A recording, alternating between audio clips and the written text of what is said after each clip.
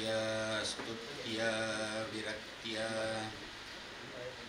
ಭಜದಮಲಜನ ಔನ್ನತ್ಯ ಭೂತಿ ಅರ್ಪಕಾಯ ಕ್ಷಿತ್ಯಾಂ ಅತ್ಯಲ್ಪಭೃತ್ಯೇಷ್ವಪಿ ಕುಜನಕೃತ ಔದ್ಧತ್ಯ ಭೂತ್ಯಾಜಕಾಯ ಕರ್ತ್ರೇ ಧರ್ತ್ರೇ ಅಥ ಹರ್ತ್ರೇ ಹಯಮುಖಹರಯೇ ಅಮುತ್ರ ಪಾತ್ರೇ ನಮಸ್ತೆ ತಸ್ಮೈ ಕಸ್ಮೈಚಿತ್ ಅಸ್ಮನ್ಮನಸಿ ಧೃತಕಥಾ ವಿಸ್ಮೃತೌ ಸ್ಮಾರಕಾಯ ಪರಶ್ವಧ ಧನುರ್ಬಾಣ ಗದಾ ತೀರ್ಥೋಪಶೋಭಿತೆ ಗಿರೌ ಯತ್ರ ಸುತಪ್ರೇಮ್ಣಾ ಇವ ಆಸ್ತೆ ನಿತ್ಯಂ ಹರಿಸ್ವಸ ಪವಿತ್ರಂ ಪಾಜಕಕ್ಷೇತ್ರಂ ಕೋ ನ ಸೇವೇತ ಕೋವಿದಃ ಸತ್ಯಲೋಕೇಶ್ವರಃ ಪ್ರಾಣಃ ಯತ್ರ ಅವಾತರತ್ ಉತ್ಸುಕಃ.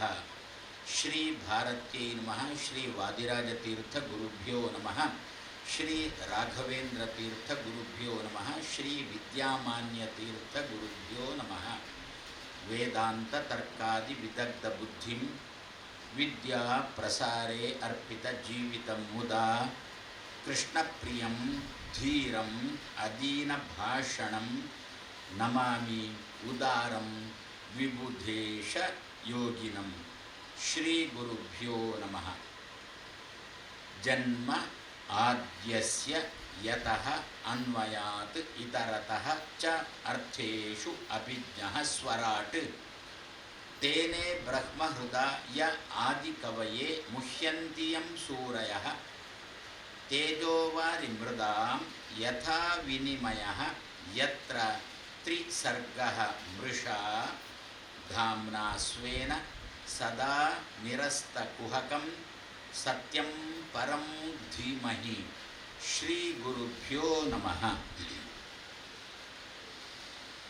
ನೈಮಿಷೇ ಅನಿಮಿಷ ಕ್ಷೇತ್ರೇ ಚಕ್ರದ ಬಗ್ಗೆ, ಚತುರ್ಮುಖ ಕೊಟ್ಟಿರುವ ಚಕ್ರದ ಬಗ್ಗೆ ನೋಡಿದೆವು. ದೇವರ ಕೈಯಲ್ಲಿರುವ ಚಕ್ರದ ಜವಾಬ್ದಾರಿಯನ್ನು ತೆಕೊಂಡವಳು ನಮ್ಮ ಈ ದುರ್ಗೆ. ಲಕ್ಷ್ಮಿಯ ಮೂರು ರೂಪ, ಶ್ರೀ ಭೂ ದುರ್ಗಾ ಅಂಥೇಳಿ ಲಕ್ಷ್ಮಿಗೇನೆ ಮೂರು ರೂಪ. ಮೂರು ರೂಪದಿಂದ ಭಗವಂತನ ಸೇವೆ, ತನ್ನ ಗಂಡನ ಸೇವೆ ಮಾಡ್ತಾ ಇರುವವಳು. ದೇವರ ಕೈಯಲ್ಲಿ ಶಂಖ ಇದೆ. ಶಂಖದ ಮೇಲ್ವಿಚಾರಣೆ ಲಕ್ಷ್ಮಿಯ ಶ್ರೀ ಎನ್ನುವ ರೂಪ. ಪ್ರಾಯಶಃ ನಾವು ಈ ರೂಪಗಳನ್ನು ಚಾಲ್ತಿಯಲ್ಲಿ ಇಟ್ಟುಕೊಂಡಿದ್ದೇವೆ ಕಾಣುತ್ತೆ. ಶ್ರೀ ಭೂ ದುರ್ಗಾ, ಶ್ರೀ ಭೂ ದುರ್ಗಾ ಅಂತ ಹೇಳಿಕೊಂಡು ಪ್ರಾಯಶಃ ನಮಗೆ ಇಷ್ಟು ಗೊತ್ತು. ಏನ ದುರ್ಗಾ ಎನ್ನುವುದು ಇಲ್ಲಿ ಪರಿಚಯ. ತಿಮ್ಮಪ್ಪನನ್ನು ಪರಿಚಯ ಮಾಡಿಕೊಳ್ಳುವಾಗ ಶ್ರೀ ಭೂ ಅಂತ ಹೇಳಿಕೊಂಡು ಅವರೇ ಎರಡು ರೂಪದ ಗಂಡ ಅಂತ ಹೇಳಿಕೊಂಡು ತಿಮ್ಮಪ್ಪನ ಚಿಂತನೆ ಮಾಡುವುದುಂಟು. ಆ ರೀತಿಯಲ್ಲಿ ದೇವರ ಕೈಯಲ್ಲಿರುವ ಕಮಲದ ಜವಾಬ್ದಾರಿ ಭೂ ಎನ್ನುವ ರೂಪಕ್ಕಾದರೆ, ಚಕ್ರದ ಜವಾಬ್ದಾರಿಯನ್ನು ತೆಗೆದುಕೊಂಡವಳೇ ದುರ್ಗಾ ರೂಪ.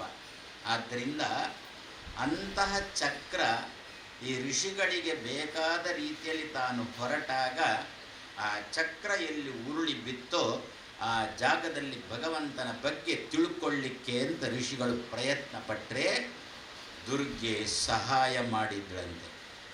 ನನ್ನ ಗಂಡನ ಬಗ್ಗೆ ತಿಳ್ಕೊಳ್ಳಿಕ್ಕೆ ಪ್ರಯತ್ನ ಪಡ್ತಾ ಇದ್ದಾರೆ ಇವರೆಲ್ಲ. ಅವಳ ಗಂಡ ಅಂದರೆ ಭಗವಂತ. ದೇವರ ಬಗ್ಗೆ ಚಿಂತನೆಗೆ ಇವರೆಲ್ಲ ಪ್ರಯತ್ನ ಪಡ್ತಾ ಇದ್ದಾರೆ. ಇವರಿಗೆ ಬೇಕಾದ ಅನುಕೂಲತೆಗಳು ನಾನು ಮಾಡಿಕೊಡಬೇಕು, ನನ್ನ ಕರ್ತವ್ಯ ಎನ್ನುವ ದೃಷ್ಟಿಯಿಂದ ಚಕ್ರದ ಅಭಿಮಾನಿನಿಯಾದ ದುರ್ಗೆ ಆ ಚಕ್ರವನ್ನು ಅನುಸರಿಸಿಕೊಂಡು ತಾನು ಬಂದವಳು. ಇಂತಹ ಕ್ಷೇತ್ರದಲ್ಲಿ ಪುರಾಣ ಪ್ರವಚನ ನಡೀತಾ ಇದೆ. ಅಂತೂ ನಿನ್ನೆ ದಿವಸ ನಾವು ನೋಡಿದ್ದೆವು. ಆದ್ಯಸ್ಯ, ನಮಗೆಲ್ಲರಿಗೂ ಕೂಡ ಹಿರಿಯವನಾದ ಚತುರ್ಮುಖ ಬ್ರಹ್ಮ, ಅವನ ಸೃಷ್ಟಿ ಯಾರಿಂದ ಆಯಿತೋ, ಜನ್ಮ ಆದ್ಯಸ್ಯ ಯತಃ, ಯತಃ ಯಾರಿಂದ ಆಯಿತೋ ಸತ್ಯಂ ಪರಂ ಧೀಮಹಿ. ಯಾಕೆ ಅನ್ವಯಾತ್ ಅಂತ ನೋಡಿದ್ದೇವೆ. ದೇವರ ಆಜ್ಞೆಯನ್ನು ಶಿರಸಾ ಪಾಲನೆ ಮಾಡುವವ. ಯಾಕೆ ಅಂತ ಕೇಳೋಲ್ಲ. ಯಾಕೋ ನೀನು ಹೀಗೆ ನನಗೆ ಆಜ್ಞೆ ಮಾಡಿದ್ದಿ ಅಂತ ಕೇಳೋ ಅಲ್ಲ. ದೇವರು ಆಜ್ಞೆ ಮಾಡಿದ್ದಾನೆ ಅಂದರೆ ಆಲೋಚನೆ ಮಾಡಿಯೇ ಮಾಡಿರ್ತಾನೆ. ಅದರ ಮೇಲೆ ಪುನಃ ಪ್ರಶ್ನೆ ಮಾಡುವುದು ಸರಿಯಲ್ಲ ಅಂತ ಹೇಳಿಕೊಂಡು, ಲೋಕದಲ್ಲಿ ಆದರೆ ನಿಯಮ ಉಂಟು. ಏನು ಅಂತ, ನಾನು ಏನಾದರೂ ಒಂದು ವಿಷಯ ಹೇಳಿದರೆ ಅದನ್ನು ನೀವು ತಿಳ್ಕೊಳ್ಬೇಕು ಅಂತಾದರೆ ಪ್ರಶ್ನೆ ಮಾಡಿಯೇ ತಿಳ್ಕೊಳ್ಬೇಕು ಅಂತ ಲೋಕದ ನಿಯಮ. ಆದರೆ ದೇವರು ಮಾತ್ರ ಒಂದು ಮಾತನ್ನು ನಮಗೆ ಹೇಳಿದ ಅಂತಂದರೆ ಅದರ ಮೇಲೆ ಪ್ರಶ್ನೆ ಮಾಡುವ ಅಧಿಕಾರ ನಮಗಿಲ್ಲ. ಯಾಕೆ? ದೇವರು ತಿಳಿದೇ ನಮಗೆ ಹೇಳ್ತಾನೆ. ನಾವು ತಿಳಿದೇ ಹೇಳಬೇಕು ಅಂತೇನಿಲ್ಲ. ಎಷ್ಟೋ ಸಂದರ್ಭದ ಒಂದು ವಿಷಯ ಹೇಳುವಾಗ ನಿಮಗೆ ಪ್ರಶ್ನೆ ಬಂದರೆ ಆ ಪ್ರಶ್ನೆ ನೀವು ಕೇಳಿದರೆ ಎಷ್ಟೋ ಸಂದರ್ಭದಲ್ಲಿ ಅದರ ಉತ್ತರ ಗೊತ್ತಿರುವುದಿಲ್ಲ. ಅವಾಗ ಏನು ಮಾಡ್ತಾರೆ ಅಧ್ಯಾಪಕರು? ನೋಡಿ ಹೇಳ್ತೇನೆ ಅಂತಾರೆ. ಅಂದರೆ ಏನರ್ಥ? ಹಾಗಾದರೆ ಅವರಿಗೆ ಗೊತ್ತಿಲ್ಲದ ವಿಷಯ ಅಂತಲೂ ಒಂದು ಉಂಟು. ಆದರೆ ದೇವರಿಗೆ ಮಾತ್ರ ಹಾಗಿಲ್ಲ ಅಂತಾರೆ. ಪ್ರತಿಯೊಂದೂ ಕೂಡ ಭಗವಂತನಿಗೆ ಗೊತ್ತಾದ್ರಿಂದ ಹೀಗೆ ಹೀಗೆ ಹೀಗೆ ಹೀಗೆ ಅಂತಲೇ ಹೇಳ್ತಾ ಇರ್ತಾನೆ ಭಗವಂತ. ಅದಕ್ಕೆ ಅದೇ ಶ್ರುತಿ ಸ್ಮೃತಿ ಹರೇಹೇ ಆಜ್ಞೆ ಅಂತ ಶಾಸ್ತ್ರದ ಮಾತು. ಶ್ರುತಿಗಳಾಗಲಿ ಸ್ಮೃತಿಗಳಾಗಲಿ, ವೇದಗಳೇ ಆಗಲಿ, ಉಪನಿಷತ್ತುಗಳೇ ಆಗಲಿ, ಪುರಾಣಗಳೇ ಆಗಲಿ, ಅವುಗಳು ನಮಗೆ ಆಜ್ಞೆ ಮಾಡ್ತವೆ ಅಂತೆ. ಅವುಗಳ ಮಾತು ಅಂದರೆ ಯಾರ ಮಾತು? ಭಗವಂತನ ಮಾತು ಅಂತ ಅರ್ಥ. ಅವುಗಳ ಮೂಲಕ ಭಗವಂತ ನಮಗೆ ಆಜ್ಞೆ ಮಾಡ್ತಾನೆ. ಆಜ್ಞೆಯನ್ನು ಶಿರಸ ನಾವು ಧಾರಣೆ ಮಾಡಿ, ಇದನ್ನೇ ಅನ್ವಯ ಅಂತ ಕರೀತೀವಿ. ಆ ಧಾರಣೆ ಮಾಡುವಾಗ ಅದೇ ನಿನ್ನೆ ಅದರ ಬಗ್ಗೆ ನಾನು ಹೇಳಿದ್ದೇನೆ. ದೇವರ ಆಜ್ಞೆ ಅಂತೇಳಿ ಇದನ್ನು ಪಾಲಿಸಬೇಕು ವಿನಃ ನಮ್ಮ ಲೌಕಿಕ ಏನೋ ಅಭಿಲಾಷೆಗೋಸ್ಕರ ಅದನ್ನು ಪಾಲಿಸುವುದು ಅಂತ ಇರಬೇಕು. ಇದೇ ಉದಾಹರಣೆ ಕೊಡುತ್ತೇನೆ. ಇಲ್ಲೇ ಭಾಗವತ ಸಪ್ತಾಹ ನಡೀತಾ ಇದೆ. ಇದರ ವ್ಯವಸ್ಥಾಪಕರು ಲಕ್ಷ್ಮೀನಾರಾಯಣ ಉಪಾಧ್ಯಾಯ ದಂಪತಿಗಳು ಎಲ್ರಿಗೂ ಆಮಂತ್ರಣ ಕೊಡ್ತಾ ಬಂದರು. ಹೀಗೆ ಭಾಗವತ ನಡೀತದೆ, ಬರಬೇಕು ಬರಬೇಕು ಬರಬೇಕು ಅಂತ ಹೇಳಿಕೊಂಡು. ಸರಿ, ಬಂದಿದ್ದೀರ. ಒಬ್ಬರ ಹತ್ರ ಯಾರೋ ಕೇಳಿದ್ರು, ಯಾಕೆ ಬಂದಿದ್ದೀರಿ ನೀವು? ಭಾಗವತ ಕೇಳಲಿಕ್ಕೆ. ಯಾಕೆ ಭಾಗವತ ಕೇಳಲಿಕ್ಕೆ ಬಂದಿರ? ನಾನಾ ರೀತಿಯಲ್ಲಿ ಉತ್ತರ ಕೊಡಬಹುದು ಇದಕ್ಕೆ. ಏನು? ನಾನು ಮುಟ್ಟಿದ್ದೆಲ್ಲ ಮಣ್ಣಾಗುತ್ತಿತ್ತು. ಜಾತಕ ಹಿಡ್ಕೊಂಡು ಜೋಯಿಸರ ಬಳಿಗೆ ಹೋದೆ. ಆವಾಗ ಜೋಯಿಸರು ಜಾತಕ ನೋಡಿ ಹೇಳಿಬಿಟ್ರು, ಒಂದು ಮಾತಂದರು, ಭಾಗವತ ಶ್ರವಣ ಮಾಡು, ಎಲ್ಲ ಸರಿಯಾಗುತ್ತೆ ಅಂತಂದರು. ಅದಕ್ಕೋಸ್ಕರ ಬಂದಿದ್ದೇನೆ. ಹೀಗೂ ಇರಬಾರ್ದು ಅಂತೇನಿಲ್ಲಲ್ಲ, ಭಾಗವತ ಶ್ರವಣ ಮಾಡಬೇಕು ಅಂತ ಹೇಳಿದ್ದಾರೆ ಜ್ಯೋತಿಷ್ಕರು. ಭಾಗವತ ಶ್ರವಣ ಮಾಡುವ ಉದ್ದೇಶದಿಂದ ಬಂದಿದ್ದೇನೆ ಅಂತ ಒಬ್ಬ ಉತ್ತರ ಕೊಟ್ಟ. ಲಕ್ಷ್ಮೀನಾರಾಯಣ ದಂಪತಿಗಳು ಇದರಿಂದ ಏನು ಬೇಸರ ಆಗೋಲ್ಲ. ಅಂದರೆ ಇದೊಂದು ಕ್ರಮ. ಇನ್ನೊಂದು ಕ್ರಮ ಏನು? ಯಾಕೆ ಬಂದಿದ್ದೀರಾ? ಭಾಗವತ ಕೇಳಬೇಕು ಅಂತ ಬಂದಿದ್ದೇನೆ. ಅದೇನು? ಲಕ್ಷ್ಮೀನಾರಾಯಣ ಆಜ್ಞೆ ಮಾಡಿದ್ದಾರೆ, ಆದ್ದರಿಂದ ಬಂದಿದ್ದೆ ಅಂದುಬಿಟ್ರೆ ಇದನ್ನು ಕೇಳಿಸಿಕೊಂಡಂಥ ಯಜಮಾನನಿಗೆ ಖುಷಿಯಾಗುತ್ತಾ? ಮೊದಲಿನ ಉತ್ತರದಿಂದ ಯಜಮಾನನಿಗೆ ಖುಷಿಯಾಗುವುದೋ, ಎರಡನೇ ಉತ್ತರದಿಂದ ಖುಷಿಯಾಗುವುದೋ? ನಾವೇ ಆಲೋಚನೆ ಮಾಡೋಣ. ಮೊದಲನೇ ಉತ್ತರದಲ್ಲಿ ಏನಿರುತ್ತೆ? ಸ್ವಾರ್ಥ ಇದೆ. ಎರಡನೇ ಉತ್ತರದಲ್ಲಿ ಸ್ವಾರ್ಥ ಇಲ್ಲ. ಯಜಮಾನ ಆಜ್ಞೆ ಮಾಡಿದ್ದಾನೆ, ಆದ್ದರಿಂದ ಬಂದಿದ್ದೇನೆ ಅಂದರೆ ಯಜಮಾನನ ಮೇಲಿನ ಪ್ರೀತಿಯಿಂದ ಬಂದಿದ್ದೇನೆ ಅಂತ ಅರ್ಥ ತಾನೆ. ಅದೇ ರೀತಿಯಲ್ಲಿ ನಿಮ್ಮ ದೈನಂದಿನ ಕರ್ಮಾಚರಣೆಗಳು ನಾವು ಯಾಕೆ ಮಾಡುವುದು ಅಂತ ಕೇಳಿದರೆ ಭಗವಂತನ ಆಜ್ಞೆ, ಆದ್ದರಿಂದ ಮಾಡ್ತಾ ಇದ್ದೆ. ಈ ಆಜ್ಞೆ ಆದ್ದರಿಂದ ಮಾಡ್ತಾ ಇದ್ದೇನೆ ಅನ್ನೋದು ಯಾವಾಗ ಬರುತ್ತೆ? ಭಗವಂತನ ಮೇಲೆ ಪ್ರೀತಿ ಇದ್ದಾಗ ಇಂತಹ ಮಾತು ಬರುತ್ತೆ. ಇದು ಉದಾಹರಣೆ. ಪೂರಾಲೌಕಿಕ ಉದಾಹರಣೆ, ಇದು ಆಧ್ಯಾತ್ಮಿಕಕ್ಕೆ ಸಂಬಂಧಪಟ್ಟ ಉದಾಹರಣೆಗಳು. ಪೂರಾಲೌಕಿಕ ಉದಾಹರಣೆ ಕೊಡ್ಲ. ಕೊರೋನಾ ಸಮಯದಲ್ಲಿ ಸುಮಾರಾಗಿ ಮಾರ್ಚ್ ತಿಂಗಳಿಗೆ ಏನೋ ಕೊರೋನಾ ಆರಂಭ ಆಗಿದೆ. ಅದು ಆರಂಭ ಆಗಿ 15-20 ದಿವಸವೋ ಅಥವಾ 1 ತಿಂಗಳು ಏನಾಗಿದೆ. ಆವಾಗ ನಮ್ಮ ಪ್ರಧಾನಮಂತ್ರಿ ಒಂದು ಫರ್ಮಾನ್ ಹೊರಡಿಸಿದರು. ಏನು ಅಂತ? ಪ್ರತಿಯೊಬ್ಬರೂ ಕೂಡ ತಮ್ಮ ಮನೆಯಲ್ಲಿ ಸಾಯಂಕಾಲದ ಹೊತ್ತಿಗೆ, ಅದು ಯಾವುದೋ ಒಂದು ನಿಶ್ಚಿತ ದಿವಸ ಸಾಯಂಕಾಲ, ಮೊದಲನದ್ದೇ ಏನು ಅಂತಂದರೆ ಲಾಕ್ಡೌನ ಅದರ ಹೆಸರು. ಪ್ರಧಾನಿಯವರು ಘೋಷಣೆ ಮಾಡಿಯೇ ಬಿಟ್ಟರು, ಲಾಕ್ಡೌನ್ ಅಂತ ಘೋಷಣೆ ಮಾಡಿಯೇ ಬಿಟ್ಟರು. ನೋಡಿ, ಆಲೋಚನೆ ಮಾಡೋಣ. ನಾವು ಇದರ ಬಗ್ಗೆ ತುಂಬ ಆಲೋಚನೆ ಮಾಡೋಣ. ಏನು ನಿಮ್ಮದು 144 ಅದೋ ಇದೋ ಇದೆಲ್ಲ ಆವಾಗ ಏನೋ ಜಾರಿ ಆಗುತ್ತಾ ಇರುತ್ತೆ. ನಿಮ್ಮ ಮುಖ್ಯಮಂತ್ರಿಗಳು ಅಥವಾ ಯಾರೋ ಪೊಲೀಸರು ಏನೋ ಹೇಳಿಕೊಂಡು 144 ಅಂತ ಏನೋ ಹಾಕಿಬಿಡ್ತಾರೆ. ಆದರೂ ನಮ್ಮ ಜನ ಕತ್ತು ಮುಚ್ಚಿ ರಸ್ತೆಯಲ್ಲಿ 4 ಜನ ಒಟ್ಟು ಸೇರ್ತಾರೆ. ಆದರೆ ಒಂದು ಇಡೀ ದೇಶದ ಬಗ್ಗೆ 140 ಕೋಟಿ ಜನರ ಬಗ್ಗೆ ನಮ್ಮ ಪ್ರಧಾನಮಂತ್ರಿ ಒಂದೇ ಒಂದು ಮಾತು ಹೇಳಿದ್ದು, ನಾಳೆಯಿಂದ ಲಾಕ್ಡೌನ್ ಅಂತ ಒಂದು ಮಾತು ಹೇಳಿದ್ದು. ಒಂದು ಹುಳು ಹುಪ್ಪಟೆಯನ್ನು ಕೂಡ ರಸ್ತೆಗೆ ಇಳಿಲಿಲ್ಲ. ಯಾಕೆ ಅಂದರೆ ಒಬ್ಬೊಬ್ಬರು ಒಂದೊಂದು ಕಾರಣ ಕೊಡ್ಬೋದು. ರಸ್ತೆಗೆ ಇಳಿದೆವು ಅಂತಂದರೆ ಅದು ಪರಸ್ಪರ ಭೇಟಿಯಾಗುತ್ತೆ, ಆವಾಗ ಕೊರೋನಾ ಅಂಟುತ್ತೆ ಅಂತ.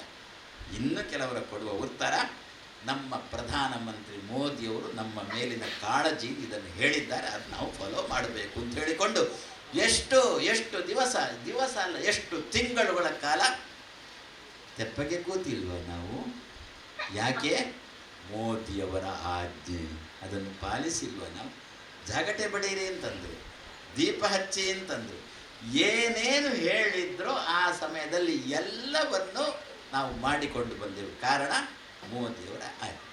ಒಂದು ವೇಳೆ ನಾವು ಅದನ್ನು ಮಾಡದೇ ಇರ್ತಿದ್ರೆ, ಪ್ರಾಯಶಃ ರಸ್ತೆಗೆ ಇಳಿಯುತ್ತಿದ್ದರೆ, ಒಂದು ದೀಪ ಹಚ್ಚಿ ಜಾಗಟೆ ಬಡೀರಿ ಅಂತ ಹೇಳಿದ್ದನ್ನು ನಾವು ಮಾಡದೇ ಇರ್ತಿದ್ರೆ, ಪ್ರಾಯಶಃ ನಮ್ಮ ಪಟದ ಮುಂದೆ ಮಾಲೆ ಹಾಕಿ ದೀಪ ಹಚ್ಚುವ ಪ್ರಸಂಗ ಬರ್ತಿತ್ತೋ ಏನೋ.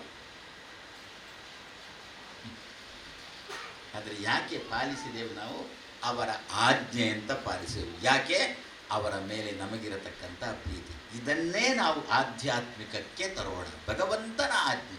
ಬೆಳಗ್ಗೆ ಬೇಗ ಏಳೋಣ, ಬೆಳಗ್ಗೆ 5 ಗಂಟೆಗೆ ಏಳೋಣ, ಶೌಚಾಚಾರ ಮುಗಿಸಿಕೊಂಡು ಸೂರ್ಯೋದಯಕ್ಕಿಂತ ಮೊದಲು ಸ್ನಾನ ಮಾಡೋಣ, ಜಪ ಮಾಡೋಣ, ಸೂರ್ಯನಿಗೊಂದು ಅರ್ಘ್ಯ ಕೊಡೋಣ, ಲಕ್ಷ್ಮೀ ಶೋಭಾನ ಪಾರಾಯಣ ಮಾಡೋಣ, ಜಗನ್ನಾಥ ದಾಸರ ಹರಿಕಥಾಮೃತ ಸಾರ ಸ್ವಲ್ಪ ಆದರೂ ಓದೋಣ, ಪುರಂದರ ದಾಸರ ಹಾಡನ್ನು ಸ್ವಲ್ಪ ಆದರೂ ಪ್ರತಿ ದಿವಸ ಸಾಯಂಕಾಲದ ಹೊತ್ತಿಗೆ ತಾಳ ತಟ್ಟಿಕೊಂಡು ಭಜನೆ ಮಾಡೋಣ. ಯಾಕೆ ಅಂತ ಕೇಳಿಬಿಟ್ರೆ, ಹರೇಹೇ ಆಜ್ಞಾ ಅನ್ವಯಾತ್, ಭಗವಂತನ ಆಜ್ಞೆಯನ್ನು ಅನುಸರಿಸಿಕೊಂಡು ನಾವು ಜೀವನ. ಆದ್ದರಿಂದಲೇ ಅಲ್ವೋ ಜಪ ಮಾಡುವಾಗ ಸಂಕಲ್ಪ ಏನಿರುತ್ತೆ? ಮಧ್ವಾಂತರ್ಗತ ಲಕ್ಷ್ಮೀನಾರಾಯಣ ಪ್ರೀತ್ಯರ್ಥಂ ಗಾಯತ್ರಿ ಜಪಂ ಕರಿಷ್ಯ. ಅವನ ಆಜ್ಞೆ ಅಂತ ಮಾಡ್ತೇನೆ ಅಂತ ಅರ್ಥ. ಮತ್ತೇನು? ಲಕ್ಷ್ಮೀನಾರಾಯಣ ಪ್ರೀತ್ಯರ್ಥಂ ತಂದುಬಿಟ್ರೆ ಅವನ ಆಜ್ಞೆ ಅಪ್ಪಣೆ ಆಗಿದೆ, ಆದ್ದರಿಂದ ಮಾಡ್ತಾ ಇದ್ದೇನೆ ಅಂತ. ನಾವೀಗ ಜಪಕ್ಕಾಗುವಾಗ ಏನೋ ಸ್ವಲ್ಪ ಶುದ್ಧರಾಗಿದ್ದೇವೆ. ಜಪ ದೇವರ ಪೂಜೆ 2 ವಿಷಯದಲ್ಲಿ ಶುದ್ಧರಾಗಿದ್ದೇವೆ. ಅಂದರೆ ಶುದ್ಧರಾಗಿದ್ದೇವೆ ಅಂದರೆ ಮಧ್ವಾಂತರ್ಗತ ಲಕ್ಷ್ಮೀನಾರಾಯಣ ಪ್ರೀತ್ಯರ್ಥ ಅಂತ ಅಷ್ಟೇ ಹೇಳ್ತೇವೆ. ಮತ್ತು ಒಂದು ತೆಂಗಿನಕಾಯಿ ಗಣಹೋಮ ಮಾಡುವುದಾದರೂ ಕೂಡ ಮಧ್ವಾಂತರ್ಗತ, ಗಣಪತ್ಯಂತರ್ಗತ, ಮಧ್ವಾಂತರ್ಗತ ಲಕ್ಷ್ಮೀನಾರಾಯಣ ವಿಶ್ವಂಬರ ಪ್ರೀತ್ಯರ್ಥ ಅಂತ ಹೇಳಿ ಆಮೇಲೆ ಪುರೋಹಿತರ ಹತ್ರ ಕೇಳ್ತೇವೆ ವೈಕೋಸ್ಕರ ಗಣಹೋಮ. ಮೊದಲು ಹೇಳಿ ಆಗಿದೆ, ಲಕ್ಷ್ಮೀನಾರಾಯಣ ಪ್ರೀತ್ಯರ್ಥ ಅಂತ ಹೇಳಿ ಆಗಿದೆ. ಆದರೂ ಮೆಲ್ಲ ಕೇಳ್ತೇವೆ ಅವರ ಕಿವಿಯಲ್ಲಿ ಮೆಲ್ಕಿ ಬಾಯಿಟ್ಟು ವೈಕೋಸ್ಕರ ಯಾವುದಕ್ಕೆ ಗಣಹೋಮ. ಆವಾಗ ಯಜಮಾನ ಅಂದ ಏನಂತ, ಕೈತೊಳ್ಳಿ ಉಪದ್ರವ ಹಾಳಾದ ಪೂಡ ವೈಕೋಸ್ಕರ ಸಂಕಲ್ಪದಲ್ಲಿ ದೇವರು. ಹಾಗಾದರೆ ಜಪ ದೇವರ ಪೂಜೆಯಲ್ಲಿ ಇಂಥದ್ದೇನಾದರೂ ಉಂಟಾ ನಮ್ಮದು? ಇಲ್ಲ. ಇಷ್ಟೇ ಮಧ್ವಾಂತರ್ಗತ. ಇದು ಇನ್ನೊಂದು ಆಜ್ಞೆ ಭಗವಂತನದ್ದು, ಇದು ಒಂದು ದೇವರ ಆಜ್ಞೆ. ಏನು ಅಂತ? ಬರೇ ಲಕ್ಷ್ಮೀನಾರಾಯಣ ಪ್ರೀತ್ಯರ್ಥಂ ಗೋಪಾಲಕೃಷ್ಣ ಪ್ರೀತ್ಯರ್ಥಂ ಅಂತ ಇಷ್ಟೇ ಹೇಳಬೇಡ, ಮಧ್ವಾಂತರ್ಗತ ಅಂತ ಹೇಳು ಎನ್ನುವುದು ಭಗವಂತನ ಆಜ್ಞೆ. ದೇವರು ಸಹಭೋಗ ಕೊಟ್ಟ ಅಂತ ಗೊತ್ತಾ? ಹನುಮಂತ ಲಂಕೆಗೆ ಹೋಗಿ ಸೀತೆಯನ್ನು ಹುಡುಕಿಕೊಂಡು ತಿರುಗಿ ಅವಳ ವೃತ್ತಾಂತವನ್ನು ಹಿಡ್ಕೊಂಡು ಬಂದು ರಾಮಚಂದ್ರನಿಗೆ ಒಪ್ಪಿಸಿದಾಗ ರಾಮಚಂದ್ರ ಹನುಮನಿಗೆ ಏನು ಕೊಟ್ಟ? ಸ್ವಾತ್ಮ ಪ್ರಧಾನಮೇವ ಅಂತ ಒಂದು ಮಾತಂತಾರೆ. ಅಂದರೆ ಏನರ್ಥದಕ್ಕೆ? ಸಹಭೋಗ ಅಂತ ಅದರ ಅರ್ಥ. ಸಹಭೋಗ ಶಬ್ದಕ್ಕೆ ನಾವು ನೀವು ಮಾಡಿದ ಅರ್ಥ ಏನು? ಒಟ್ಟಿಗೆ ಕೂತ್ಕೊಂಡು ಊಟ ಮಾಡೋದು, ಒಟ್ಟಿಗೆ ಊಟ ಇರಲಿ, ಅದು ಬೇಡ ಅಂತ ಹೇಳೋಲ್ಲ. ಆದರೆ ಸಹಭೋಗ ಶಬ್ದ ನಿಜವಾದ ಅರ್ಥ ಏನು ಅಂತಂದರೆ, ರಾಮಚಂದ್ರ ಹನುಮನ ಹತ್ರ ಹೇಳಿದಂತೆ, ಹನುಮ ಇನ್ನು ಮುಂದೆ ಪ್ರತಿಯೊಬ್ಬರೂ ಕೂಡ ಮಾಡಿದ ಕೆಲಸವನ್ನು ನನಗೆ ಅರ್ಪಿಸಬೇಕು ಅಂತಾದರೆ ನಿನ್ನ ಮೂಲಕ ಅರ್ಪಿಸಿ. ಇದನ್ನು ಸಹಭೋಗ ಅಂತ ಕರೀತೀವಿ. ನಿನ್ನ ಮೂಲಕ ಅರ್ಪಿಸಬೇಕು. ನೇರವಾಗಿ ನನಗೆ ಅರ್ಪಿಸಿದರೆ ನನಗೆ ತಲುಪುವುದೇ ಇಲ್ಲ ಅಂತ ಭಗವಂತ. ನಿನ್ನ ಮೂಲಕ ಮಾಧ್ಯಮ ನೀನು, ನಿನ್ನ ಮೂಲಕ ನನಗೆ ಅರ್ಪಿಸುವುದೇ ನಿನಗೆ ಸಹಭೋಗವನ್ನು ನಾನು ಕೊಟ್ಟಿದ್ದೇನೆ. ಅದೇ ನಾವು ಭಾರತೀಯ ರಮಣ ಮುಖ್ಯ ಪ್ರಾಣ ಅಂತರ್ಗತ, ಇಲ್ಲ ಮಧ್ವಾಂತರ್ಗತ. ಇದನ್ನು ಹೇಳಲಿಲ್ಲ, ನಾವು ಮಾಡಿದ ಕರ್ಮ ಭಗವಂತನಿಗೆ ತಲುಪಿ. ಇದೆಲ್ಲ ನಮ್ಮ ದೈನಂದಿನ ಜೀವನದ ಕ್ರಮ. ನಾವು ಒದ್ದಾಡ್ತೇವೆ, ನಾನು ಇಷ್ಟು ದೇವರಿಗೆ ಪ್ರದಕ್ಷಿಣೆ ಬಂದೆ, ದೇವರು ಕಣ್ಣೇ ತೆರೀಲಿಲ್ಲ. ನಾನು ಇಷ್ಟು ದಾನ ಧರ್ಮ ಮಾಡಿದೆ, ದೇವರು ಮನಸ್ಸಿಗೆ ಬಂದಿಲ್ಲ. ಎಲ್ಲಿ ಮನಸ್ಸಿಗೆ ಬರುತ್ತೆ? ಯಾಕೆ? ಅಲ್ಲಿ ಮಧ್ವರನ್ನು ತರಲೇ ಇಲ್ಲ, ನಾವು ಮಾಧ್ಯಮವನ್ನು ತರಲೇ ಇಲ್ಲ. ಅದಕ್ಕಂದ್ರು ಮಧ್ವರ ಅಂತರ್ಯಾಮಿಯಾಗಿರತಕ್ಕಂಥ ಭಗವಂತನಿಗೆ ಎನ್ನ ಪ್ರದಕ್ಷಿಣೆ ನಮಸ್ಕಾರವನ್ನು ಅರ್ಪಿಸ್ತಾ ಇದ್ದೇನೆ ಅಂತ ಸಂಕಲ್ಪ ಮತ್ತು ಕೃಷ್ಣಾರ್ಪಣೆ ಮಾಡೋಣ. ಯಾಕೆ ದೇವರಿಗೆ ತಲುಪುವಲ್ಲ? ಮಧ್ವರಿ ಎನ್ನುವುದು ಭಗವಂತನ ಮಣೆ. ನಮ್ಮ ಮಣೆಗಳನ್ನು ನಾವು ಹಾಕಿದಾಗ ಅದರಲ್ಲಿ ನಾವೇ ಕೂತ್ಕೊಳ್ತೇವಾ? ನಿಮ್ಮಲ್ಲಿ ಹೇಗೆ ಅಂತ ಗೊತ್ತಿಲ್ಲ, ನಮ್ಮಲ್ಲಿ ಮಠದಲ್ಲಿ ಸ್ವಾಮಿಗಳಲ್ಲಿ ಮಾತ್ರ ಆ ಕ್ರಮ ಉಂಟು. ನಾನು ಇಲ್ಲಿಗೆ ಬಂದೆ, ನೀವೇನು ಕುರ್ಚಿ ಹಾಕಿದ್ದೀರಿ, ಹೌದು. ಕುರ್ಚಿ ಹಾಕಿದಾಗ ನಾನು ಬಂದು ತಕ್ಷಣ ಬಂದು ಕೂತನ? ಇಲ್ಲ, ನನ್ನದೇ ಒಂದು ಆಸನ ಉಂಟು. ಆ ಆಸನ ಹಾಕಿದ ಮೇಲೆ ಅದರಲ್ಲಿ ನಾನು ಕೂತೆ. 4-5 ಕುರ್ಚಿಗಳು ಉಂಟು, 4-5 ಸ್ವಾಮಿಗಳನ್ನು ಕರೆದಿದ್ದೀರಿ ಅಂತ ಭಾವಿಸೋಣ. ಆವಾಗ ಕುರ್ಚಿ ಒಂದೇ ರೀತಿ ಉಂಟು. ಸ್ವಾಮಿಗಳು ಬಂದು ದಬ ದಬ ಅಂತ ಕೂಡ್ತಾರಾ? ಇಲ್ಲ. ಮತ್ತು ಸ್ವಾಮಿಗಳ ಶಿಷ್ಯಂದಿರು ಬರ್ತಾರೆ, ಸ್ವಾಮಿಗಳದ್ದೇ ಅವರವರದ್ದೇ ಆಸನ ಉಂಟಲ್ಲ, ಅದನ್ನು ಒಂದೊಂದು ಕುರ್ಚಿಗೆ ಹಾಕ್ತಾರೆ. ಯಾವ ಕುರ್ಚಿಗೆ ಯಾವ ಸ್ವಾಮಿಗಳ ಆಸನ ಮಣೆ ಹಾಕಿದ್ನೋ ಆ ಕುರ್ಚಿಯಲ್ಲೇ ಆ ಸ್ವಾಮಿಗಳು ಕೂಡ್ತಾರೆ, ಅದು ಬಿಟ್ಟು ಬೇರೆ ಕುರ್ಚಿಯಲ್ಲಿ ಕೂಡ. ಇದು ಸ್ವಾಮಿಗಳಲ್ಲಿ ಆ ನಿಯಮ ಉಂಟು. ಇನ್ನೂ ಸ್ವಲ್ಪ ಆಳಕ್ಕಿಳಿಬೇಕು ಅಂತಾದರೆ ಕೆಲವು ಸ್ವಾಮಿಗಳಲ್ಲಿ ಅಂಥ ನಿಯಮನೇ ಉಂಟು. ಇಲ್ಲಿ ಉಡುಪಿ ಸ್ವಾಮಿಗಳಲ್ಲಿ ನಿಮ್ಗೆ ಅದು ಗೊತ್ತಾಗೋಲ್ಲ. ಯಾಕೆ? ಇದೇ ಕುರ್ಚಿ, ನೀವಿಟ್ಟ ಕುರ್ಚಿ, ನಾನು ತಂದ ಆಸನ ಕೂತು. ಇನ್ನು ಕೆಲವು ಸ್ವಾಮಿಗಳಿದ್ದಾರೆ, ಅವರದ್ದೇ ಆಸನಗಳು ಅಂತ ಒಂದು ಗಾಡಿಯಲ್ಲಿ ಬರ್ತಾರೆ. ಮೊದಲೇ ಸ್ಟೇಜ್ ಎತ್ತರದಲ್ಲಿ ಉಂಟು, ಅದರ ಮೇಲೆ ಪುನಃ ಅವರದೊಂದು ರಥದಂತೆ, ಅದರ ಮೇಲೆ ಅವರದೊಂದು ಪೀಠ, ಅದರ ಮೇಲೆ ಅವರು ಕೂತದ್ದು, ಕೆಳಗೆ ಕೂತದ್ದು. ದೇವರ ದಯೆಯಿಂದ ಉಡುಪಿ ಸ್ವಾಮಿಗಳಲ್ಲಿ ಅವರು ಅಷ್ಟು ಎತ್ತರಕ್ಕೆ ಹಾರಾಡೋದಿಲ್ಲ. ಯಾಕೆ ಅಂತಂದರೆ ಅವರಲ್ಲಿ ಭಗವಂತನ ಪ್ರಜ್ಞೆ ಅನ್ನತಕ್ಕಂಥದ್ದು ಭಾರ ತುಂಬ ಇದ್ದದ್ರಿಂದ ಹಾರಾಡ್ತಾರೆ. ಅವರಲ್ಲಿ ದೇವರ ಪ್ರಜ್ಞೆನೇ ಇಲ್ಲ, ಅದರಿಂದ ಹಾರಾಡ್ತಾ ಇರ್ತಾರೆ. ದೇವರ ಸರಿಯಾದ ಪ್ರಜ್ಞೆನೇ ಇಲ್ಲ, ಅದರಿಂದ ಹಾರಾಡ್ತಾ ಇರ್ತಾರೆ ಅಂತ. ಅಂತೂ ಅವರವರಿಗೆ ಅವರದ್ದೊಂದು ಪೀಠ ಉಂಟಲ್ಲ, ಅದೇ ರೀತಿಯಲ್ಲಿ ಭಗವಂತನದ್ದೇ ಒಂದು ಪೀಠ ಉಂಟು. ಆ ಪೀಠದ ಹೆಸರೇ ಮುಖ್ಯ ಪ್ರಾಣ ಅಂತ ಹೇಳಿದರು. ಮುಖ್ಯ ಪ್ರಾಣ ಎನ್ನತಕ್ಕಂಥ ಪೀಠವನ್ನಿಡಿ ದೇವರು ಬಂದು ತಾನೇ ದಬದಬ ಅಂತ ಬಂದು ಕೂಡ್ತಾನೆ ಅಂತೆ. ಪ್ರಾಣದೇವರನ್ನು, ಮಧ್ವರನ್ನು ನಮ್ಮ ಕರ್ಮದಲ್ಲಿ ಪ್ರತಿ ದಿವಸ ಚಿಂತನೆ ಮಾಡೋಣ. ಮಧ್ವರೆಂಬ ಪೀಠವನ್ನು ಹಾಕಿ ನಾವು ನಮ್ಮ ಕರ್ಮವನ್ನು ಆರಂಭ ಮಾಡೋಣ. ದೇವರು ಬಂದು ಕೂಡ್ತಾನೆ ಅಂತ ಬೇರೆ ಯಾರು ದೇವತೆಗಳು ಬಂದು ಕೂಡುವುದಿಲ್ವ? ನಾನು ಆಗ ಹೇಳಿದ್ದಲ್ವೋ, ಅವರ ಮಣೆ ಅಲ್ಲ, ಬೇರೆ ದೇವತೆ ಮಣೆ ಅಲ್ಲ, ಅದರಿಂದ ಇವನೇ ಬಂದು. ಈಗ ಸ್ವಲ್ಪ ಕಮ್ಮಿ ಆಗಿದೆ, ದೇವಸ್ಥಾನಗಳಲ್ಲೂ ಕೂಡ ಕಮ್ಮಿ ಆಗಿದೆ ಕಾಣುತ್ತೆ. ಮೊದಲೆಲ್ಲ ಕ್ರಮ ಹೇಗೆ ಅಂತಂದರೆ, ಕೃಷ್ಣ ಮಠದಲ್ಲಿ ಪರ್ಯಾಯದ ದಿವಸ, ಮಧ್ವನವಮಿ ದಿವಸ, ಆರಾಧನೆ ದಿವಸ, ಇಂಥ ದಿವಸ ಎಲ್ಲ ಸಾರ್ವಜನಿಕ ಊಟ ಇರುತ್ತೆ. ಆವಾಗ ಏನು ಮಾಡ್ತಿದ್ರು ಗೊತ್ತಾ? ಎಲ್ಲ ಮನೆಯವರು ಕೂಡ ತಮ್ಮ ಉದ್ದದ್ದೊಂದು ಶಾಲು ತರುವುದು. ಶಾಲು ತಂದು ಬೆಳಿಗ್ಗೆನೆ ಸುಮಾರಾಗಿ 5-6 ಗಂಟೆ ಹೊತ್ತಿಗೆ ಶಾಲನ್ನು ಉದ್ದಕ್ಕೆ ಹಾಕುವುದು, ಮತ್ತು ಅವರವರ ಕೆಲಸಕ್ಕೆ ಹೋಗಿಬಿಟ್ಟು. ಮತ್ತೊಬ್ಬ ಇನ್ನೊಂದು ಶಾಲು ಹಿಡ್ಕೊಂಡು ಬಂದಲ್ಲಿ ಹಾಕಬೇಕು ಅಂತಂದಾಗ ಅಲ್ಲಿ ಆಲ್ರೆಡಿ ಒಬ್ಬ ಹಾಕಿ ಆಗಿದೆ. ನಾವು ಪಾಠಕ್ಕೆ ಮೊದಲು ಕೂಡದಿದ್ರೂ ಕೂಡ ಅದ್ರ ಏನರ್ಥ? ಅವ ಆ ಶಾಲನ್ನು ಹಾಕಿದರೆ ಅದು ಅವನ ಮನೆಯವರಿಗೆ ಸಂಬಂಧಪಟ್ಟದ್ದು ಅಂತ ಅರ್ಥನ. ಅಲ್ಲಿ ಬೇರೆ ಯಾರು ಬಂದು ಕೂಡೋಲ್ವಾ? ಯಾಕೆ? ಒಬ್ಬನ ಬಟ್ಟೆ ಮತ್ತೊಬ್ಬನಿಗೆ ಕೂಡುದು. ನಾನು ಈಗಿನ ವಾತಾವರಣದ ಹೇಳೋದಲ್ಲ. ನೀವು ಪಟ್ಟೆ ಮರೆತು ಬಂದಿದ್ದರೆ ನಮ್ಮಲ್ಲಿಗೆ ಪಟ್ಟೆಗಳು ಸ್ಟಾಕ್ ಉಂಟು, ಅದರಿಂದ ಒಂದು ಪಟ್ಟೆ ಕೊಡ್ತೇವೆ ನಿಮಗೆ. ಅದೇ ಪಂಕ್ತಿ ಆಗಬೇಕು ಅಂತ ಹಠ ಇದ್ದರೆ ಇಲ್ಲಂದರೆ ಬೋಯಿಶಾಲೆಯಲ್ಲಿ ಹೋಗಿ ಊಟ ಮಾಡ್ಕೊಂಡು ಹೋಗ್ಬೋದು, ಮೃಷ್ಟಾನ್ನಕ್ಕೆ ಹೋಗಿ ಊಟ ಮಾಡ್ಕೊಂಡು ಹೋಗ್ಬೋದು. ಇದೇ ಒಂದು ಜಾಗದಲ್ಲಿ ಊಟ ಹಾಕಬೇಕು ಅಂತ ನಿಯಮ ಇದ್ದರೆ, ಆಸೆ ಇದ್ದರೆ, ಅದಕ್ಕೆ ಸರಿಯಾಗಿ ಬೇರಕ್ಕಂತಹ ಬಟ್ಟೆ ನೀವು ತರಲಿಲ್ಲ ಅಂತಂದರೆ ನಮ್ಮಲ್ಲಿ ಪಟ್ಟೆಗಳು ಸ್ಟಾಕ್ ಇರ್ತವೆ. ಒಬ್ಬ ಬಂದ, ಅವ ಪಟ್ಟೆ ತರಲಿಲ್ಲ, ರೇಷ್ಮೆ ತರಲಿಲ್ಲ, ದಿವಾನ್ಗೆ ಕೊಟ್ಟು ಒಂದು ರೇಷ್ಮೆ ಉಟ್ಟುಕೊಂಡ. ಸ್ವಾಮಿಗಳ ಪಂಕ್ತಿಯಲ್ಲಿ ಸಖತ್ತು ಹೊಡೆದ. ವೈಶಾಖ ಮಾಸ, ಬಿಸಿ ಬಿಸಿ ಸಾರು, ಬಿಸಿ ಬಿಸಿ ಪಾಯಸ, ಕರೆಂಟ್ ಹೋಗಿದೆ, ಫ್ಯಾನ್ ಇಲ್ಲ, ಮತ್ತೇನು ಅಂತ ಅರ್ಥ ಮಾಡಿಕೊಳ್ಳಿ. ಬೆವತ್ತಿದೆ ಅಂತ ಅರ್ಥ. ಮೈಯೇನು ಆ ಬಟ್ಟೆಯಲ್ಲಿ ಬೆವರು ಸುರಿತಾ ಉಂಟು. ಊಟ ಮಾಡಿದ, ತನ್ನ ಬಟ್ಟೆ ಉಟ್ಟುಕೊಂಡ, ಪಟ್ಟೆಯನ್ನು ದಿವಾನ್ರ ಹತ್ರ ಕೊಟ್ಟ. ದಿವಾನ್ರು ಮಡಚಿ ಆಗಲೇ ಇಟ್ಟುಬಿಟ್ಟು ಮರು ದಿವಸ ಇನ್ನೊಬ್ಬ ಬಂದ, ಅದೇ ಭಟ್ರಿಗೆ ಅದೇ ಪಟ್ಟೆ. ಸರಿಯಾ? ನಾನು ಯಾರ ಬಗ್ಗೆ ಕೂಡ ಆಕ್ಷೇಪ ಅಂತ ಮಾಡಲಿಕ್ಕೆ ಬಂದದ್ದಲ್ಲ. ಕೊರೋನಾ ಸಮಯದಲ್ಲಿ ಒಬ್ಬರ ಬಟ್ಟೆ ಮತ್ತೊಬ್ಬರು ಉಪಯೋಗ ಮಾಡಬಾರ್ದು ಅಂತ ಬಂದ ನಿಯಮ ಕೊರೋನಾ ಸಮಯದಲ್ಲಿ ಮಾತ್ರ ಅಲ್ಲ, ಎಲ್ಲ ಸಮಯದಲ್ಲಿ ಕೂಡ ಒಬ್ಬನ ಬಟ್ಟೆ ಮತ್ತೊಬ್ಬನು ಉಪಯೋಗ ಮಾಡಬಾರದು ಎನ್ನತಕ್ಕಂಥ ನಿಯಮ ಉಂಟೇ ಉಂಟು. ಅದೇ ರೀತಿಯಲ್ಲಿ ಒಬ್ಬರ ಮಣೆಯನ್ನು ಮತ್ತೊಬ್ಬರು ಉಪಯೋಗ ಮಾಡಬಾರದು. ಭಗವಂತನ ಮಣೆ ಮುಖ್ಯ ಪ್ರಾಣ. ಆದ್ದರಿಂದ ನಾವು ಪ್ರತಿ ದಿವಸ ನಾವು ಕರ್ಮಗಳನ್ನು ಮಾಡುವಾಗ, ನಮಗೆ ಸಂಬಂಧಪಟ್ಟ ಕೆಲಸಗಳನ್ನು ಮಾಡುವಾಗ ಮುಖ್ಯ ಪ್ರಾಣನನ್ನು ಎಣಿಸಿಕೊಂಡು ಆ ಮುಖ್ಯ ಪ್ರಾಣನಲ್ಲಿದ್ದೆ. ನಾನು ಎಲ್ಲ ಕಡೆ ಹೇಳೋದುಂಟು ಏನು ಅಂತ, ಪ್ರಧಾನಮಂತ್ರಿಗೆ ನಮ್ಮದ ಸಮಸ್ಯೆಗಳನ್ನು ತಿಳಿಸಿಕೊಡಬೇಕು ಅಂತಾದರೆ ಮಾಧ್ಯಮ ಯಾರು? ಸಂಸದ. ಆ ಸಂಸದನನ್ನು ಏನು ಅಂತ ಕರೀತೀರಿ? ಆಂಗ್ಲ ಭಾಷೆಯಲ್ಲಿ MP ಅಂತ ಕರೀತೀರಿ. ಅದೇ ರೀತಿಯಲ್ಲಿ ಭಗವಂತನೆಂಬ ಪ್ರಧಾನಮಂತ್ರಿಗೆ ಪ್ರಜೆಗಳಾಗಿರತಕ್ಕಂಥ ನಾವು ಮಾಡಿದ್ದನ್ನು ಒಪ್ಪಿಸಬೇಕು ಅಂತಾದರೆ ನಮಗೂ ಒಬ್ಬ MP ಇದ್ದಾನೆ, ಅವನ ಹೆಸರೇ ಮುಖ್ಯ ಪ್ರಾಣ ಅಂತ ಹೇಳಿದ್ದಾರೆ. ಅದರಿಂದ ಇವನನ್ನು ಪ್ರತಿ ದಿವಸ ಭಗವಂತ ಅದನ್ನೇ ಅಂದದ್ದು.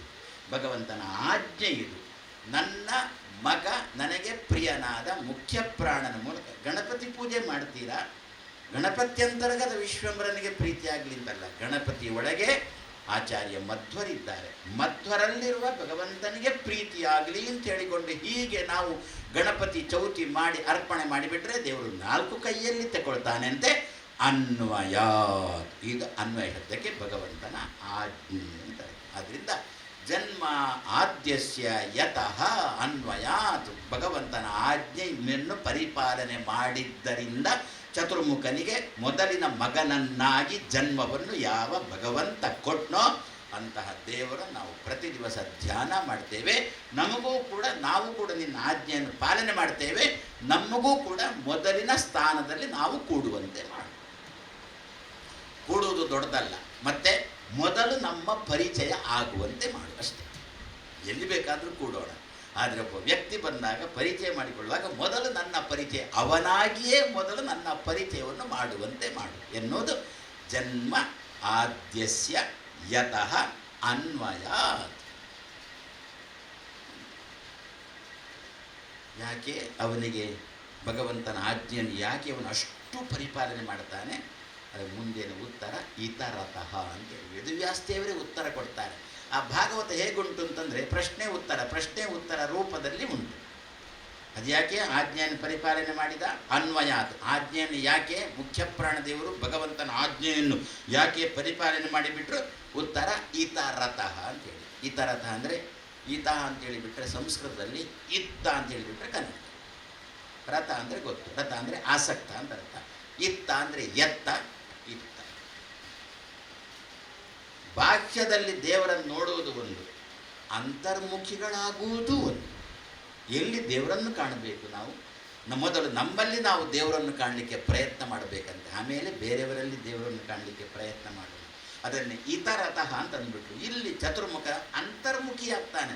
ಯಾವಾಗಲೂ ಕೂಡ ಚತುರ್ಮುಖ ಬ್ರಹ್ಮದೇವರು ಅಂತರ್ಮುಖಿ ಆಗ್ತಾರೆ, ಧ್ಯಾನದಲ್ಲಿ ತೊಡಗುತ್ತಾರೆ. ತನ್ನ ಹೃದಯದಲ್ಲಿ ಇರತಕ್ಕಂತಹ ದೇವರನ್ನು ಸದಾ ಕಾಲ ಕಾಣ್ತಾ ಇರ್ತಾನೆ. ಹೊರಗಿನಿಂದ ದೇವರನ್ನು ನೋಡುವುದು ಅಂತಂದರೆ ಯಾರೋ ವ್ಯಕ್ತಿಯಲ್ಲಿ ನೋಡ್ತಾ ಇರ್ತೇವೆ ಅಂತ ಭಾವಿಸೋಣ. ಆ ವ್ಯಕ್ತಿ ಹೊರಟು ಹೋಗ್ತಾನು ಇರ್ಬೋದು, ಆವಾಗ ಅಲ್ಲಿ ನೋಡುವ ಪ್ರಸಂಗ ತಪ್ಪಿತು. ನಾವಾದರೆ ಹಾಗಲ್ಲ, ನಾವು ಎಷ್ಟರ ತನಕ ಇರ್ತೇವೋ ನಾವು ಇರ್ತೇವೆ, ಅಷ್ಟೊತ್ತು ನಾವು ನಮ್ಮಲ್ಲಿ ದೇವರನ್ನು ಏನು ಅಲುಗಾಡತಕ್ಕಂಥ ಪ್ರಸಂಗ ಇಲ್ಲಲ್ಲ, ಎದ್ದುಕೊಂಡು ಹೋಗತಕ್ಕಂಥ ಪ್ರಸಂಗ ಇಲ್ಲಲ್ಲ. ಅದರಿಂದ ಈ ಥರದ ಅಂತರ್ಮುಖಿಗಳಾಗೋಣ, ನಮ್ಮನ್ನು ನಾವು ನೋಡಿಕೊಳ್ಳೋಣ. ಸುಮ್ಮನೆ ಒಂದು ತಮಾಷೆ, ಎಲ್ಲ ದೇವತೆಗಳು ಸಭೆ ಸೇರಿದ್ರನು. ಆ ಸಭೆಯಲ್ಲಿ ದೇವರು ಬಂದ ಹೇಳಿದಂತೆ, ನನಗೊಂದು ಕೂತ್ಕೊಳ್ಳಿಕ್ಕೊಂದು ಜಾಗ ಬೇಕು, ಯಾರ ಉಪದ್ರವೂ ಇರಬಾರ್ದು ಅಂತ ಒಂದು ಜಾಗ ತೋರಿಸು ಅಂತ ದೇವತೆಗಳಿಗೆ ದೇವರು ಹೇಳಿದಾಗ ಒಬ್ಬೊಬ್ಬ ದೇವತೆ ಒಂದೊಂದು ಜಾಗ ತೋರಿಸಿದಂತೆ. ಒಬ್ಬ ದೇವತೆ ಅಂದಂತೆ ಚಂದ್ರಲೋಕಕ್ಕೆ ಹೋಗು ಅಂತ, ಮತ್ತೊಬ್ಬ ದೇವತೆ ಅಂದಂತೆ ಸಮುದ್ರದ ಆಳಕ್ಕೆ ಹೋಗು ಅಂತ. ದೇವರಂದಂತೆ ನಾನು ಹೋಗೋದಕ್ಕಿಂತ ಮೊದಲು ಜನ ಅಲ್ಲಿ ಹೋಗಿ ಆಗಿರುತ್ತೆ. ಈಗ ನಮ್ಮ ಜನ ಚಂದ್ರಲೋಕ, ಮಂಗಳ ಗ್ರಹ, ಶುಕ್ರ ಗ್ರಹ ಅಂತ ಇಲ್ಲಿ ಹೋಗ್ತಾರೆ ಅಂತ ಗೊತ್ತಿಲ್ಲ, ಅಂತೂ ಅಲ್ಲಿಗೆ ಹೋಗ್ತಾ ಇದ್ದಾರೆ, ಹೋಗಿ ಬಂದರು ಅಂತೆಲ್ಲ ನಮ್ಮಲ್ಲಿ ಉಂಟಲ್ಲ. ಸುಮ್ಮನೆ ತಮಾಷೆಗೆ ಯಾರೋ ಇದೇ ರೀತಿಯಲ್ಲಿ ಚಂದ್ರಲೋಕಕ್ಕೆ ಅಂತೇಳಿ ಗಾಡಿಯಲ್ಲಿ ಚಂದ್ರಲೋಕ ಹೋಗೇ ಬಿಟ್ಟಾನೆ. ಅಲ್ಲಿ ಚಂದ್ರಲೋಕದಲ್ಲಿ ತನ್ನ ಗಾಡಿಯಿಂದ ಇಳಿಲಿಲ್ಲ, ಅಷ್ಟೊತ್ತಿಗೆ ಒಬ್ಬ ಉಡುಪಿಯ ಬಂದು ಚಾ ಬೇಕೋ ಕಾಫಿ ಬೇಕೋ ಅಂತ. ಇವನಿಗಿಂತ ಮೊದಲು ಅಲ್ಲಿ ಹೋಗಿ ಜನಗಳು ಸೇರಿ ಆಗಿದೆ ಅಂತಂದುಬಿಟ್ಟು ದೇವರಂತ ಆ ಲೋಕ ಬೇಡ, ಅಲ್ಲಿ ಜನಗಳು ಮೊದಲೇ ಹೋಗಿ ಆಗಿದೆ. ಸಮುದ್ರ ದಾಳಕ್ಕೆ ಬೇಡ, ಅಲ್ಲಿಯೂ ಆಗೋಲ್ಲ. ಯಾಕೆ ಸಮುದ್ರ ದಾಳದಲ್ಲಿ ಏನೇನು ಉಂಟು ಅಂತ ಹುಡುಕ್ಲಿಕ್ಕೆ ಶುರು ಮಾಡಿದ, ದ್ವಾರಕೆಯನ್ನು ಹುಡುಕುವ ನೆಪ ಮಾಡಿಕೊಂಡು ಏನೇನೋ ಹುಡುಕ್ಲಿಕ್ಕೆ ಶುರು ಮಾಡಿದ, ಆದ್ದರಿಂದ ಅದು ಬೇಡ. ಎಲ್ಲಿ ಎಲ್ಲಿ ಎಲ್ಲಿ ಅಂತ ವಿಮರ್ಶೆಗೆ ತೊಡಗಿದಾಗ ಕೊನೆಗೆ ಬೃಹಸ್ಪತ್ಯಾಚಾರ್ಯ ಎದ್ದು ಅಂತ ಹೇಳಿದ್ರೆ ನಾನೊಂದು ಜಾಗ ತೋರಿಸ್ತೇನೆ, ಯಾವುದು ಪ್ರತಿಯೊಬ್ಬರ ಹೃದಯದಲ್ಲಿ ಹೋಗಿ ಕೂತು ನಿನ್ನ ತಂಟೆಗೆ ಬರೋಲ್ಲ. ಹೌದಲ್ವೋ? ನಾವು ಯಾರು ನಮ್ಮ ಕ್ರಮ ಏನು ಅಂತಂದರೆ ಅವ ಹೇಗೆ ಇವ ಹೇಗೆ ಅಂತಲೇ ಚಿಂತನೆ ವಿನಃ ನಾನು ಹೇಗೆ ಗೊತ್ತಿಲ್ಲ.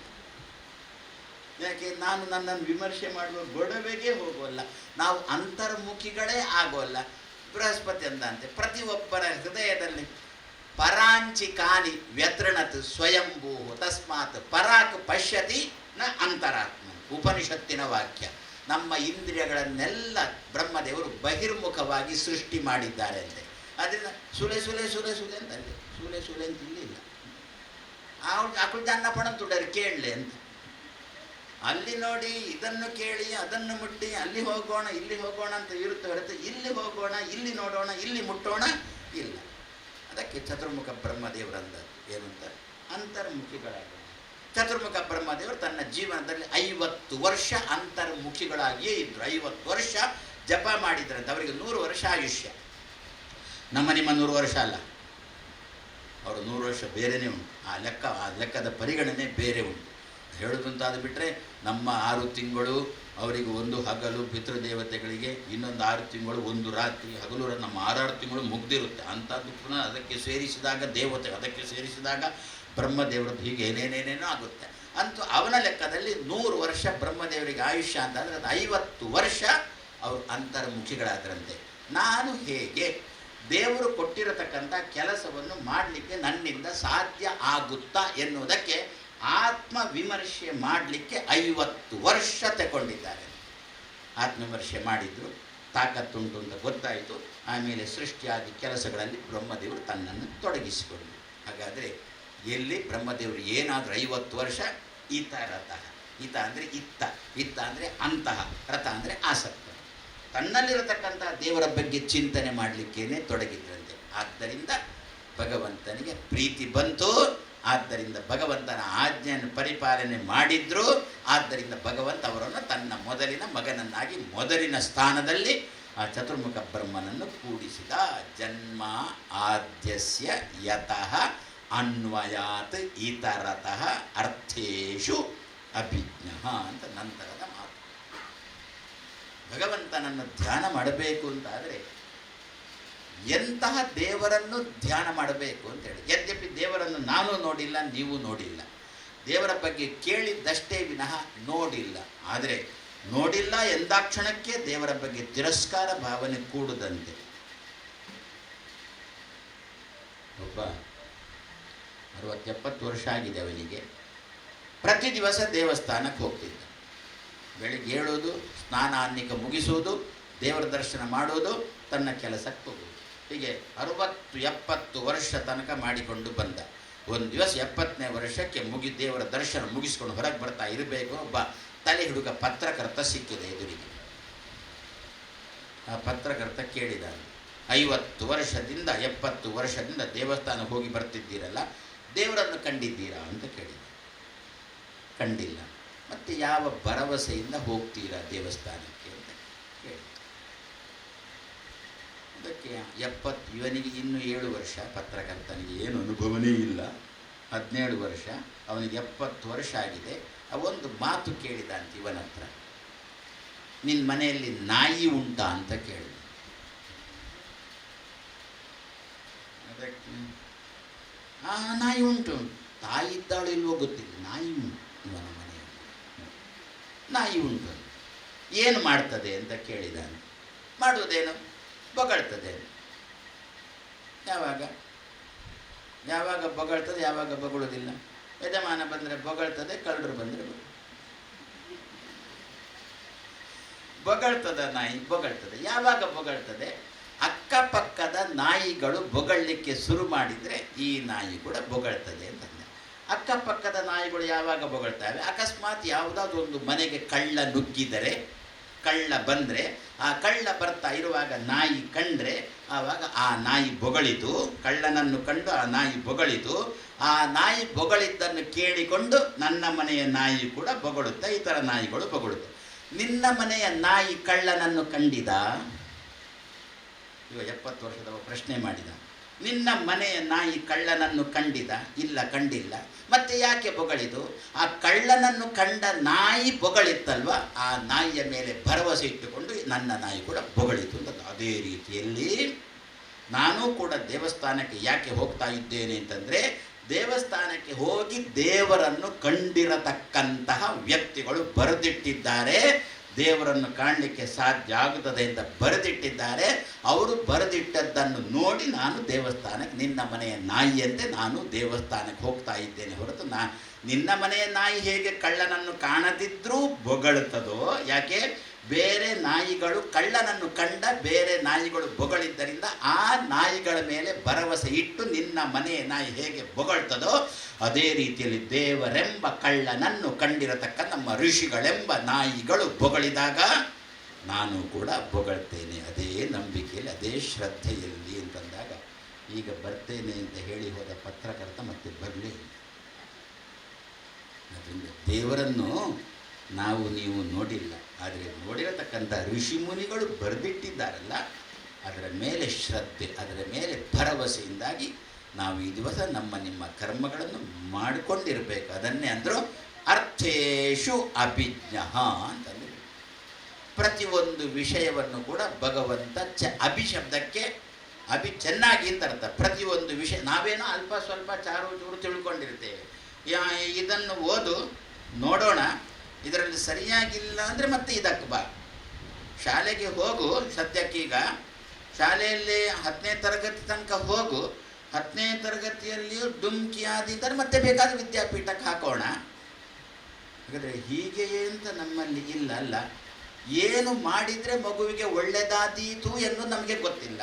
ದೇವರನ್ನ ಅರ್ಥೇಶು ಅಭಿಜ್ಞ, ಯಾರನ್ನು ಯಾವ ದಾರಿಯಲ್ಲಿ ಹೇಗೆ ಯಾವಾಗ ಏಕೆ ಎಷ್ಟು ಕಳಿಸಬೇಕೆನ್ನುವುದನ್ನು ಕ್ರಮ ಪ್ರಕಾರವಾಗಿ ತಿಳ್ಕೊಂಡವ. ಆದ್ದರಿಂದ ದೇವರಿಗೆ ಮೊರೆ ಇಡೋಣ, ಮಹಾರಾಯ ನನ್ನ ಮಗುವನ್ನು ಯಾವ ದಾರಿಯಲ್ಲಿ ಕಳಿಸಬೇಕು ಎನ್ನುವುದಕ್ಕೆ ದೇವರಲ್ಲಿ ಮೊರೆ ಇಡೋಣ. ಹೇಗೆ ದೇವರನ್ನು ಯಾವ ರೀತಿ ಚಿಂತನೆ ಮಾಡಿಕೊಂಡು ಅರ್ಥೇಶು ಅಭಿಜ್ಞ, ಅರ್ಥೇಶು ಅಭಿಜ್ಞ. ಅರ್ಥೇಶು ಅಂದರೆ ವಿಷಯಗಳಲ್ಲಿ ಒಳ್ಳೆಯ ತಿಳುವಳಿಕೆ ಉಳ್ಳವನು. ಹೋಗಬೇಕೋ ಬೇಡವೋ, ಕೊಡಬೇಕೋ ಬೇಡವೋ, ಬರಬೇಕೋ ಬೇಡವೋ, ಮಾಡಬೇಕೋ ಬೇಡವೋ, ಇಂಥದ್ದು ತುಂಬ ಗೊಂದಲ ಇರುವಾಗ ಹೀಗೆ ಅಂತ ಹೇಳಿಕೊಂಡು ನಮಗೆ ದಾರಿ ತೋರಿಸುವವ ಭಗವಂತ. ಎಲ್ಲೋ ಒಂದು ಕಡೆಯಲ್ಲಿ ಋಕ್ ಸಂಹಿತ ಯಾಗ ಬಹಳ ಪ್ರಾಚೀನದ ಕಥೆ ಇದು. 8 ದಿವಸ ನಡೆಯುವ ಕಾರ್ಯಕ್ರಮ. ಋತ್ವಿಕಗಳೆಲ್ಲ ಉಡುಪಿಯಿಂದಲೇ ಹೋಗಿದ್ದರು ಅಲ್ಲಿಗೆ. ಬೆಳಿಗ್ಗೆ ಸುಮಾರಾಗಿ 9 ಗಂಟೆ ಹೊತ್ತಿಗೆ ಯಾಗ ಆರಂಭ. ಸುಮಾರಾಗಿ 3:30-4 ಗಂಟೆ ಹೊತ್ತಿಗೆ ಋತ್ವಿಕಗಳೆಲ್ಲ ಎದ್ದು, ಪುರೋಹಿತರೆಲ್ಲ ಎದ್ದು ತಮ್ಮ ದೈನಂದಿನ ಜಪ ದೇವರ ಪೂಜೆಯನ್ನೆಲ್ಲ ಮುಗಿಸಿ ಮತ್ತೆ ಹೋಮಕ್ಕೆ ಹೋಗಬೇಕು. ಪ್ರತಿ ದಿವಸ ಋತ್ವಿಕಗಳು 4 ಗಂಟೆಗೆ ಹೇಳ್ತಿದ್ರು. ಅದರಲ್ಲಿ ಒಂದು ದಿವಸ ಒಬ್ಬ ಪುರೋಹಿತನಿಗೆ 3:30ಗೆ ಎಚ್ಚರಿಕೆ ಆಯಿತು. ಎಚ್ಚರಿಕೆ ಆದರೆ ಎದ್ದ, ಗಂಟೆ ನೋಡಿದ 3:30, ಹೇಳೋದು 4 ಗಂಟೆಗೆ ಅಂತ ಲೆಕ್ಕ. 3:30ಗೆ ಎಚ್ಚರಿಕೆ ಆಯ್ತು, ಎದ್ದ. ಕ್ರಮ ಹೇಗಿರುತ್ತೆ? ಇನ್ನೂ ಅರ್ಧ ಗಂಟೆ ಉಂಟಲ್ವ ಅಂತ ಹೇಳ್ಕೊಂಡು ಮಲಗುವ ಕ್ರಮ ಅಲ್ವೋ. ಮಲಗುವುದೋ ಏಳುವುದೋ, ಮಲಗುವುದೋ ಏಳು. ಅಕಸ್ಮಾತ್ ಪುನಃ ಮಲಗಿಬಿಟ್ರೆ, ನಿದ್ದೆ ಬಂದು ಎಚ್ಚರಿಕೆ ಆಗೋ 4:30 ಬಿಟ್ಟರೆ ಮಲಗಬೇಕೋ ಏಳಬೇಕೋ, ಗೊಂದಲ ಅಲ್ವೋ. ಅರ್ಥೇಶು ಅಭಿಜ್ಞ. ಆ ಸಮಯದಲ್ಲಿ ದೇವರು 7 ಅಂತಲೇ ಅಂದಾನೆ. ಮನಸ್ಸಿಗೆ ಪ್ರೇರಣೆ ಮಾಡಿ ಎಬ್ಬಿಸಿಯೇ ಬಿಟ್ಟ. ಹೇಳೋಣ, ಒಂದು ಅರ್ಧ ಗಂಟೆ ಬೇಗ ಆದರೆ ಅಡ್ಡಿಲ್ಲ, ಹೇಳೋಣ ಅಂತಂದು ಎದ್ದೇ ಬಿಟ್ಟ. ಎದ್ದು ಶೌಚಾಲಯಕ್ಕೆ ಅಂತ ಹೋಗಿ ಶೌಚ ಮಾಡ್ತಾ ಇದ್ದಾನೆ, ಹಲ್ಲುಜ್ಜುತ್ತಾ ಇದ್ದಾನೆ. ಆ ಹೊತ್ತಿಗೆ ಡಮ್ ಅಂತ ಒಂದು ಶಬ್ದ ಕೇಳಿತು. ಏನೋ ಇರ್ಬೋದು ಅಂತ ಹೇಳಿಕೊಂಡು ಹಲ್ಲುಜ್ಜಿಕೊಂಡು ಹೊರಗೆ ಬರ್ತಾನೆ. ಬಂದು ಚಾಪೆ ಬಳಿಗೆ ಬರ್ತಾನೆ. ಮೇಲೆ ಕಟ್ಟಿರತಕ್ಕಂಥ ಫ್ಯಾನ್ ಅವನ ಚಾಪೆ ಮೇಲೆ ಬಿದ್ದಿದೆ. ಈಗಲೂ ಆ ಪುರೋಹಿತರು ಇದ್ದಾರೆ ಉಡುಪಿಯಲ್ಲಿ.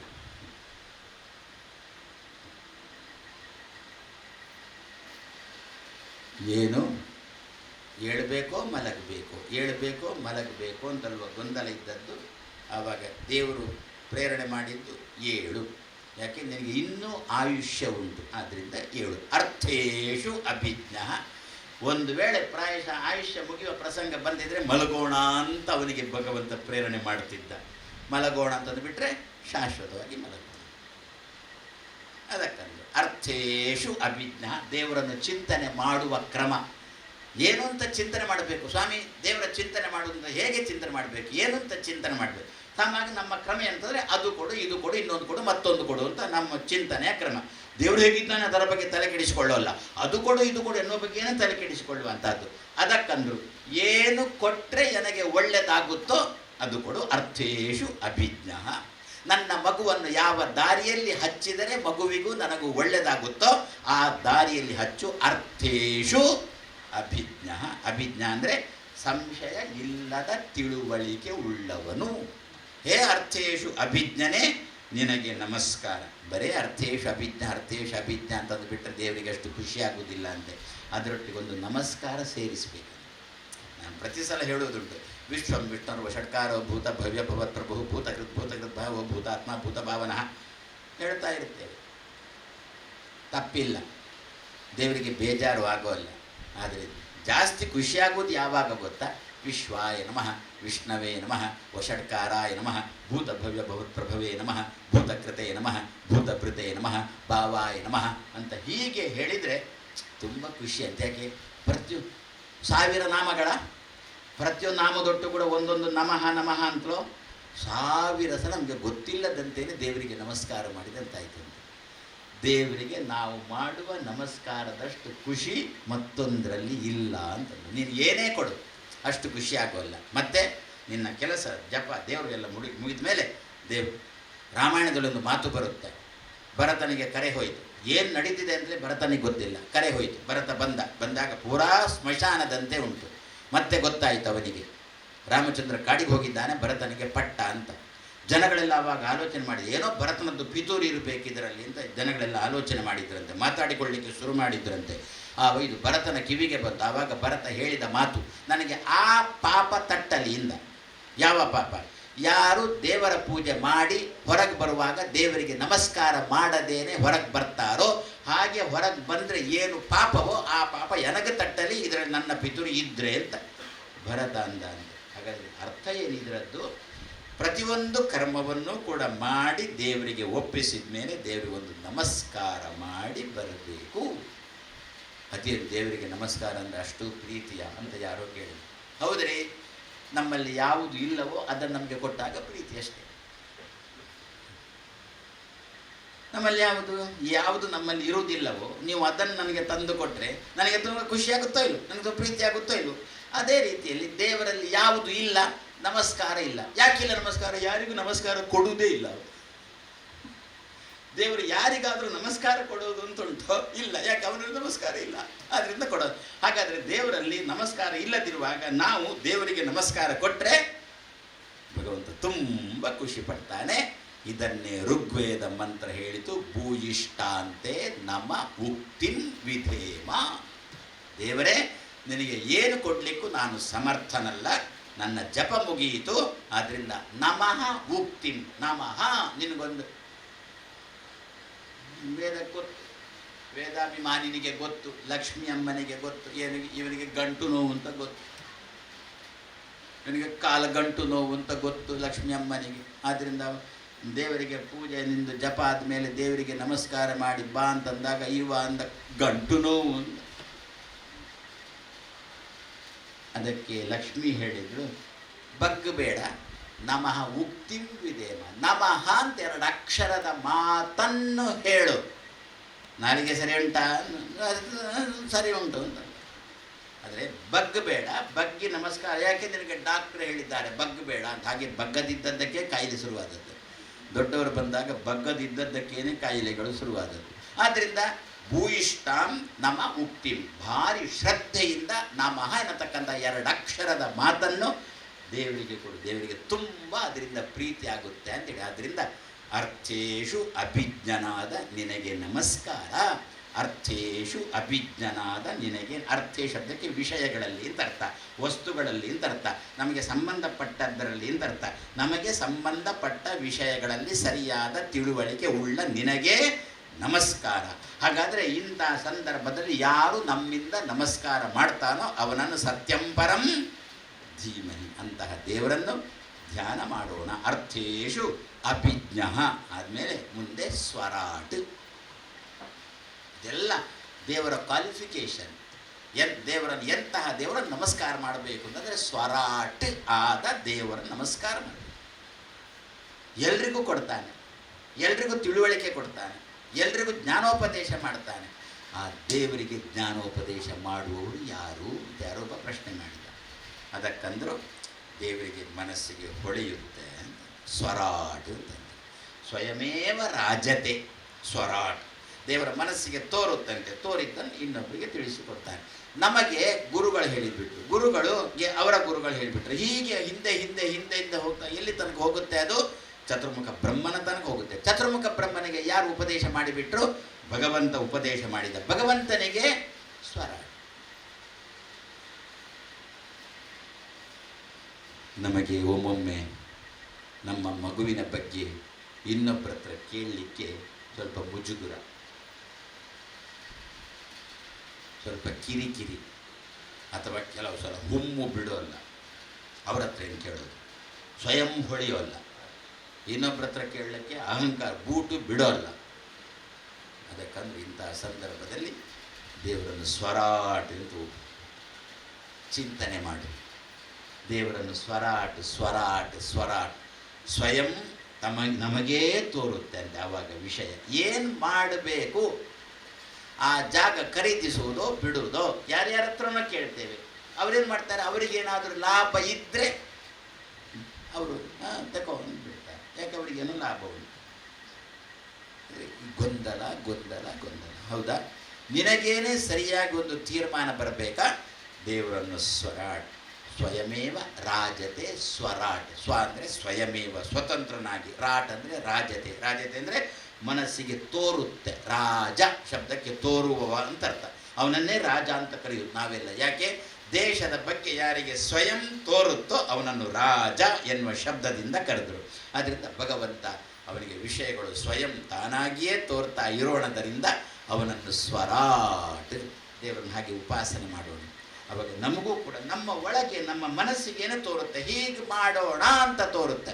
ಹಾಗೆ ಮಾಡಿದೆವು, ಮುಂದೆ ನಮಗೇ ತೋರುತ್ತೆ. ಮತ್ತೊಬ್ಬರು ಕೇಳ್ತಾರೆ, ಹೇಗ್ರಿ ನೀವು ಮಾಡಿದ್ರಿ? ಏನೋ ನನ್ನ ಮನಸ್ಸಿಗೆ ತೋರಿತು ಹೀಗೆ ಮಾಡಬೇಕು ಅಂತ ಮಾಡಿಬಿಟ್ಟೆ. ಭೇಷ್, ಚೆನ್ನಾಗಿದೆ ನಿಮ್ಮ ಉಪಾಯ, ನಿಮಗೆ ತೋರಿದ್ದು ಚೆನ್ನಾಗಿದೆ, ನೋಡಿ ನಿಮ್ಮ ಮಗ ಚೆನ್ನಾಗಿ ಬಂದ ಅಂತ ಇನ್ನೊಬ್ಬರಿಂದ ಹೊಗಳಿಸಿಕೊಳ್ಳಿಕ್ಕಾಗುತ್ತದೆ. ಸ್ವರಾಟ್. ಸ್ವರಂ ಪ್ರತಿ ಅಟತೀತಿ ಸ್ವರಾಟ್. ಸ್ವರಂ ಪ್ರತಿ ಅಟತಿ ಅಂತಂದರೆ ದೇವರು ಸೃಷ್ಟಿ ಮಾಡ್ತಾನೆ. ಆ ಸೃಷ್ಟಿಯನ್ನು ಏನು ಅಂತ ಕರೆದ್ರು ಗೊತ್ತಾ? ಮುಷ್ಟಿ ಸೃಷ್ಟಿ ಅಂತ ಕರೆದ್ರು ಶಾಸ್ತ್ರಕಾರರು. ಅಂದರೆ ನಾವೆಲ್ಲರೂ ಕೂಡ ಪ್ರಳಯ ಕಾಲದಲ್ಲಿ ಭಗವಂತನ ಹೊಟ್ಟೆಯಲ್ಲಿ ಇರುತ್ತೇವೆ, ದೇವರ ಉದರದಲ್ಲಿ ಇರ್ತೇವೆ, ಮಲಗಿರ್ತೇವೆ. ಸೃಷ್ಟಿಯ ಸಮಯ ಬಂತು. ಸೃಷ್ಟಿಯ ಸಮಯ ಬಂದಾಗ ದೇವರು ತನ್ನ ಅಂತರ್ಮುಖಿಯಾದ ತನ್ನ ಹೊಟ್ಟೆಯನ್ನು ನೋಡಿದಂತೆ. ಹೊಟ್ಟೆಯನ್ನು ನೋಡಿದಾಗ ಎಷ್ಟು ಜೀವರಿದ್ದಾರೆ ಹೊಟ್ಟೆಯಲ್ಲಿ ಲೆಕ್ಕ ಇಲ್ಲ, ಅನಂತಾನಂತ ಜೀವರಿದ್ದಾರೆ, ಲೆಕ್ಕ ಮಾಡಲಿಕ್ಕೆ ಬರೋದಿಲ್ಲ. ಅಷ್ಟು ಜೀವರುಗಳು ಭಗವಂತನ ಹೊಟ್ಟೆಯಲ್ಲಿದ್ದಾರೆ. ಈಗ ಮುಂದೆ ಸೃಷ್ಟಿಯಾಗಬೇಕು, ಪ್ರಳಯ ಮುಗಿದು ಬೆಳಕಾಗುವಾಗ ಸೃಷ್ಟಿಯಾಗಬೇಕು. ತನ್ನ ಹೊಟ್ಟೆ ನೋಡಿದಂತೆ. ಹೊಟ್ಟೆ ನೋಡಿದಾಗ ಕೆಲವರು ಮಗ್ಗುಲು ಬದಲಿಸ್ತಾ ಇದ್ದಾರೆ ಅಂತೆ. ಯಾರೆಲ್ಲ ಮಗ್ಗುಲು ಬದಲಿಸ್ತಾ ಇದ್ದಾರೋ ಅವರನ್ನು ಅಲ್ಲಿಂದ ತೆಗೆದ ಚತುರ್ಮುಖ ಬ್ರಹ್ಮದೇವರ ಕೈಯಲ್ಲಿ ಕೊಟ್ಟ. ಒಂದು ಮುಷ್ಟಿ ಹೀಗೆ ತೆಗೆದ ಚತುರ್ಮುಖ ಬ್ರಹ್ಮದೇವ. ಯಾರನ್ನು ಬಿಟ್ಟರೆ ಮಗ್ಗುಲು ಬದಲಿಸಿ 4-5 ಗಂಟೆ ಹೊತ್ತಾಯಿತು. ಮಕ್ಕಳೆಲ್ಲ ಒಂದೇ ಕೋಣೆಯಲ್ಲಿ ಮಲಗಿದ್ದಾರೆ. ವಾರ್ಡನ್ ಬಂದ ಅಥವಾ ಅಮ್ಮನೋ ಬಂದಳು, ಬಂದು ನೋಡಿದ್ರು. ನೋಡಿದಾಗ ಯಾವ ಮಗ್ಗುಲು ಬದಲಿಸಲಿಕ್ಕೆ ಶುರು ಮಾಡಿತು, ಲಕ್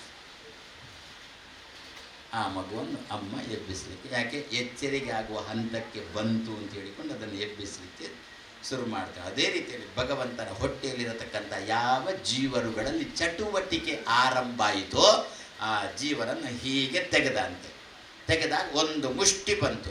ದೇವರ ಮುಷ್ಟಿ ಅರ್ಥೇಶು ಅಭಿಜ್ಞ. ದೇವರ ಮುಷ್ಟಿ ಹೇಗಿರುತ್ತೆ ಗೊತ್ತಾ? ದೇವರ ಹೊಟ್ಟೆಯಲ್ಲಿ ಎಷ್ಟು ಜನ ಚತುರ್ಮುಖ ಬ್ರಹ್ಮರಿದ್ದಾರೆ ಲೆಕ್ಕ ಇಲ್ಲ, ಎಷ್ಟು ಜನ ದುರ್ಯೋಧನಾದಿಗಳಿದ್ದಾರೆ ಲೆಕ್ಕ ಇಲ್ಲ. ದೇವರ ಹೊಟ್ಟೆಯಲ್ಲಿ ಆ ಇಡೀ ಇದಕ್ಕೆ ಕೈ ಹಾಕಿ ಒಂದು ಮುಷ್ಟಿ ತೆಗೆದಾಗ ಎಷ್ಟು ಜನ ಬ್ರಹ್ಮರು ಬಂದರು? ಇಲ್ಲ, ಒಬ್ಬನೇ ಬ್ರಹ್ಮ. ಎಷ್ಟು ಜನ ದುರ್ಯೋಧನಾದಿಗಳು ಬಂದರು? ಇಲ್ಲ, ಒಬ್ಬನೇ ದುರ್ಯೋಧನ, ಒಬ್ಬನೇ ಚತುರ್ಮುಖ ಬ್ರಹ್ಮ, ಒಬ್ಬನೇ ಇಂದ್ರ. ಇದು ಅರ್ಥೇಶು ಅಭಿಜ್ಞ, ದೇವರ ಚಾಕಚಕ್ಯ. ಇದನ್ನು ಮುಷ್ಟಿ ಸೃಷ್ಟಿ ಎನ್ನುವ ಶಬ್ದದಿಂದ ಶಾಸ್ತ್ರಕಾರರು ಕರೀತಾ ಇದ್ದಾರೆ. ಹೀಗೆ ಹಾಕಿದಾಗ ಹಿಂದೆ ಎಲ್ಲ ಇತ್ತು ಮುಷ್ಟಿ ದಕ್ಷಿಣೆ ಅಂತ. ಒಂದು ಗೋಣಿ ಚೀಲದಲ್ಲಿ ಎಲ್ಲ ನಾಣ್ಯಗಳನ್ನು ತುಂಬಿಸುವುದು. 10 ರೂಪಾಯಿದ್ದು, 20 ರೂಪಾಯಿದ್ದು, 5 ರೂಪಾಯಿದ್ದು, 2 ರೂಪಾಯಿದ್ದು, 1 ರೂಪಾಯಿದ್ದು, 8 ಆಣೆದ್ದು ಎಲ್ಲ ತುಂಬಿಸುವುದು. ಗೋಣಿಯಲ್ಲಿ ತುಂಬಿಸಿ ಊಟಕ್ಕೆ ಕೂತ ಮೇಲೆ ದಕ್ಷಿಣ ಕೊಡ್ತಾ ಬರುವುದು. ಅವಾಗ ಯಾರು ಯಜಮಾನನೇ ದಕ್ಷಿಣ ಕೊಡ್ತಾ ಬರುವುದು. ಅಲ್ಲಿ ದಕ್ಷಿಣೆಗೆ ಕೊಡ್ತಾ ಬರುವಾಗ ಯಾರ ಮೇಲೆ ನಮಗೊಂಚೂರು ಅಸಮಾಧಾನ ಉಂಟು ಅಂತ ಆದರೆ ಆವಾಗ ಮುಷ್ಟಿ ಚಿಕ್ಕದ. ನಮ್ಮ ಹಿಡಿತದಲ್ಲೇ ಇರುತ್ತೆ ಆ ಮುಷ್ಟಿ. ನಮಗೆ ತುಂಬ ಬೇಕಾದವರು ಅಂತ ಬಿಟ್ಟರೆ ನಮಗೆ ಸಾಲ ಗೀಲ ಎಲ್ಲ ಕೊಟ್ಟವರು, ಯಾಕೆ ಈ ಕಾಯಿನ್ಸನ್ನು ಒಟ್ಟು ಹಾಕಲಿಕ್ಕೆ ಸಾಲ ಗೀಲ ಕೊಟ್ಟವರು ಅಂತ ಆಗಿಬಿಟ್ರೆ ಆವಾಗ ಮುಷ್ಟಿ ಸ್ವಲ್ಪ ದೊಡ್ಡದಾಗುತ್ತೆ. ಜುಜುಬಿ ನಿಮ್ಮ ಕೈಯ ಮುಷ್ಟಿಗಳೇ ದೊಡ್ಡದು ಚಿಕ್ಕದು ಆಗುತ್ತೆ ಅಂತೆ. ಆ ಮಹಾನ್ ಭಗವಂತನ ಮುಷ್ಟಿ ದೊಡ್ಡದು ಚಿಕ್ಕದಾಗುವುದಿಲ್ವೋ? ಆದ್ದರಿಂದ ಒಂದೇ ಬ್ರಹ್ಮ ಬರುವಂತೆ, ಒಂದೇ ಕಲಿ ಬರುವಂತೆ ಭಗವಂತ ಹೊಟ್ಟೆಯಿಂದ ತೆಗೆದು ತಾನು ಸೃಷ್ಟಿಗೆ ಹಾಕಿದ. ಹಾಗೆ ಹಾಕಬೇಕು ಅಂದರೆ ಮೊದಲು ಹೊಟ್ಟೆ ನೋಡಿದಾಗಲೂ ಆ ಹೊಟ್ಟೆಯಲ್ಲಿ ಯಾವ ಜೀವರುಗಳು ಧ್ವನಿ ಮಾಡಲಿಕ್ಕೆ ಶುರು ಮಾಡಿದ್ದಾರೋ, ಸ್ವರ ಧ್ವನಿ ಮಾಡಲಿಕ್ಕೆ ಶುರು ಮಾಡಿದ್ದಾರೋ ಅವರನ್ನು ಹೆಕ್ಕಿದ. ಅವರನ್ನು ಪ್ರತಿ ಅಟತಿ ಅಂದರೆ ಅವರ ಬಗ್ಗೆ ತಾನು ಕಾಳಜಿ ತಗೊಂಡ. ಸ್ವರಾಡು ಅಂತಂದರೆ ದೇವರನ್ನು ಇನ್ನೊಬ್ಬರ ಧ್ವನಿಗೆ ಸ್ಪಂದಿಸುವವ ಅಂತ ಅರ್ಥ. ಭಕ್ತರ ಧ್ವನಿಗೆ, ಪ್ರಹ್ಲಾದನ ಧ್ವನಿಗೆ ಸ್ಪಂದಿಸಿದ, ಧ್ರುವನ ಧ್ವನಿಗೆ ಸ್ಪಂದಿಸಿದ ಸ್ವರಾಟ್ ಅಂತ ದೇವರಾದ. ಏಕಾದಶ ಸ್ಕಂದದಲ್ಲಿ ಒಂದು ಮಾತು ಬರುತ್ತೆ, ಇದೇ ಭಾಗವತದಲ್ಲಿ. ನಿರಪೇಕ್ಷಂ ಮುನಿಂ ಶಾಂತಂ ಸಮದರ್ಶನಂ ಅನುವ್ರಜಾಮಿ. ಭಗವಂತನ ಮಾತು ಉದ್ಧವನ ಮೂಲಕ ಕೊನೆಯ ಹಂತ. ಯಾದವರನ್ನೆಲ್ಲ ಇನ್ನು ಸಂಹಾರ ಮಾಡಬೇಕು. ಕೃಷ್ಣ ಸಂಕಲ್ಪ ಮಾಡಿದ್ದಾನೆ, ಸಂಹಾರ ಮಾಡಬೇಕು ಅಂತ ಸಂಕಲ್ಪ ಮಾಡಿದ್ದಾನೆ. ಉದ್ಧವನಿಗೆ ಗೊತ್ತಾಯಿತು ಯಾದವರನ್ನೆಲ್ಲ ಸಂಹಾರ ಮಾಡ್ತಾನೆ. ಉದ್ಧವ ಬಂದು ಕೇಳಿದ ಕೃಷ್ಣನ ಹತ್ರ, ನನ್ನ ಗತಿ ಏನು ಅಂತ ಕೇಳಿದ. ಅದೇ ನೀನೇನು ಸ್ಪೆಷಲ್ ಅಂತಂದ ಕೃಷ್ಣ. ಅದಕ್ಕಂದ, ಮಹಾರಾಯ 2 ಸಲ ಹುಟ್ಟಿದ್ದೇನೆ ಎಂದ ಉದ್ಧವ. 2 ಸಲ ಹುಟ್ಟಿದ್ದೇನೆ. ದೇವತೆಗಳು ಭೂಮಿಯಲ್ಲಿ ಬರಲಿಕ್ಕೆ ಹೆದರ್ತಾರೆ ಅಂತೆ. ದೇವತೆಗಳೇನಾದರೂ ತಪ್ಪು ಮಾಡಿದರೆ, ಹಿರಿಯ ದೇವತೆಗಳಿಗೇನಾದರೂ ದೇವತೆಗಳು ತಪ್ಪು ಮಾಡಿದರೆ ಹಿರಿಯ ದೇವತೆಗಳು ಬೈಯುವುದೇನು ಗೊತ್ತಾ? ನರಕಕ್ಕೆ ಹೋಗು ಅಂತ. ಎಲ್ಲಿ ಹೋಗಬೇಕು ಅಂದರೆ ಮನುಷ್ಯ ಲೋಕದಲ್ಲಿ ಹುಟ್ಟು ಅಂತ. ಒಂದು ನರಕನ, ನಮಗೆ ಸ್ವರ್ಗ. ದೇವತೆಗಳಿಗೆ ನರಕ, ನಮಗೆ ಸ್ವರ್ಗ. ಹೇಗೆ? ಗಟಾರ, ಹಂದಿಗಳಿಗೆ ಸ್ವರ್ಗ. ಗಟಾರ ಅಂದರೆ ಡ್ರೈನೇಜ್, ಹಂದಿಗಳಿಗೆ ಸ್ವರ್ಗ. ಸುಮ್ಮನೆ ಗುರು ಶಿಷ್ಯರ ಪಾಠ ನಡೀತಾ ಇತ್ತಂತೆ. ಆವಾಗ ಗುರುಗಳಿಗೆ ಸ್ವಲ್ಪ ಅವರ ಅಂತರ್ಮುಖಿಗಳು ಆ ಗುರುಗಳು, ಆದ್ದರಿಂದ ಅವರಿಗೆ ತನ್ನ ಬಗ್ಗೆನೂ ಗೊತ್ತಿತ್ತು, ಮುಂದಿನ ಜನ್ಮ ಏನು ಅಂತ ಆ ಗುರುಗಳಿಗೆ ಗೊತ್ತಿತ್ತಂತೆ. ಗುರುಗಳು ಶಿಷ್ಯರ ಹತ್ರ ಹೇಳಿದ್ರಂತೆ, ನನ್ನ ಮುಂದಿನ ಜನ್ಮ ಹಂದಿ ಜನ್ಮ, ಆದ್ದರಿಂದ ನಾನು ಹುಟ್ಟಿದ ಕೂಡಲೇ ನೀವೆಲ್ಲ ಸೇರಿಕೊಂಡು ಆ ಹಂದಿಯನ್ನು ಕೊಲ್ಲಬೇಕು. ಶಿಷ್ಯರಂದ್ರಂತೆಲ್ಲ ಗ್ರಹಚಾರನೆ, ಯಾವ ಹಂದಿ ಅಂತ ಯಾರಿಗೆ ಗೊತ್ತು? ಅದಕ್ಕೆ ಗುರುಗಳೇ ಹೇಳಿದ್ರಂತೆ, ಆ ಹಂದಿಯಲ್ಲಿ 3 ನಾಮ ಇರುತ್ತೆ. ಯಾಕೆ ಇವರು ತಿಮ್ಮಪ್ಪನ ಭಕ್ತ ಕಾಣುತ್ತೆ. 3 ನಾಮ ಇರುತ್ತೆ. ಆದ್ದರಿಂದ ಯಾವ ಹಂದಿಯಲ್ಲಿ 3 ನಾಮ ಇರುತ್ತೋ ಆ ಹಂದಿಯದು ನಾನೇ ಹುಟ್ಟಿದ್ದು ಅಂತ ಅರ್ಥ. ನನ್ನನ್ನು ಕೂಡಲೇ ಕೊಂದು ಬಿಡಿ. ಸರಿ, ಗುರುಗಳು ಸತ್ತರು. ಸತ್ತ ಕೂಡಲೇ ಗುರುಗಳಿಗೆ ಜನ್ಮ ಆಯಿತು, ಹಂದಿ ಜನ್ಮ ಆಯಿತು, 3 ನಾಮನೂ ಇತ್ತು. ಶಿಷ್ಯರುಗಳು ಒಬ್ಬೊಬ್ಬರು 2 3 ಕಲ್ಲು ಹಿಡ್ಕೊಂಡು ಬಂದರು. ಈ ಹಂದಿಯನ್ನು ಕೊಲ್ಲಬೇಕು, ಗುರುಗಳ ಆಜ್ಞೆ ಕೊಲ್ಲಬೇಕು ಅಂತ ಹೇಳ್ಕೊಂಡು ಬಂದರು. ಹೊಡಿತಾರೆ ಅಂತಂದಾಗ ಹಂದಿ ಹೇಳಿತಂತೆ, ಹೊಡಿಬೇಡಿ. ಎಲ್ಲ ಗುರುಗಳೇ ನೀವೇ ಹೇಳಿದ್ದಲ್ವೋ ಹಂದಿ ಜನ್ಮ ಬಂದಾಗ ಹೊಡೆದು ಸಾಯಿಸಿ ಮತ್ತೆ ಪುನಃ ಮನುಷ್ಯ. ಇಲ್ಲ ಮಹಾರಾಯ, ನಾನು ಚೆನ್ನಾಗಿದ್ದೇನೆ ಹೇಳಿದಂತೆ ಹಂದಿ. ಯದ್ಯಪಿ ಆ ಹಂದಿ ಗಟಾರದಲ್ಲಿದ್ದದೆಲ್ಲವನ್ನು ಗುರುಗುರು ಗುರುಗುರು ಗುರುಗುರು ಅಂತ ಅಂದುಕೊಂಡು ಏನೋ ತಿಂತಾ ಇತ್ತು. ಆ ಹಂದಿ ಹೇಳಿದಂತೆ ನಾನು ಚೆನ್ನಾಗಿದ್ದೇನೆ, ಸ್ವರ್ಗ ಸುಖ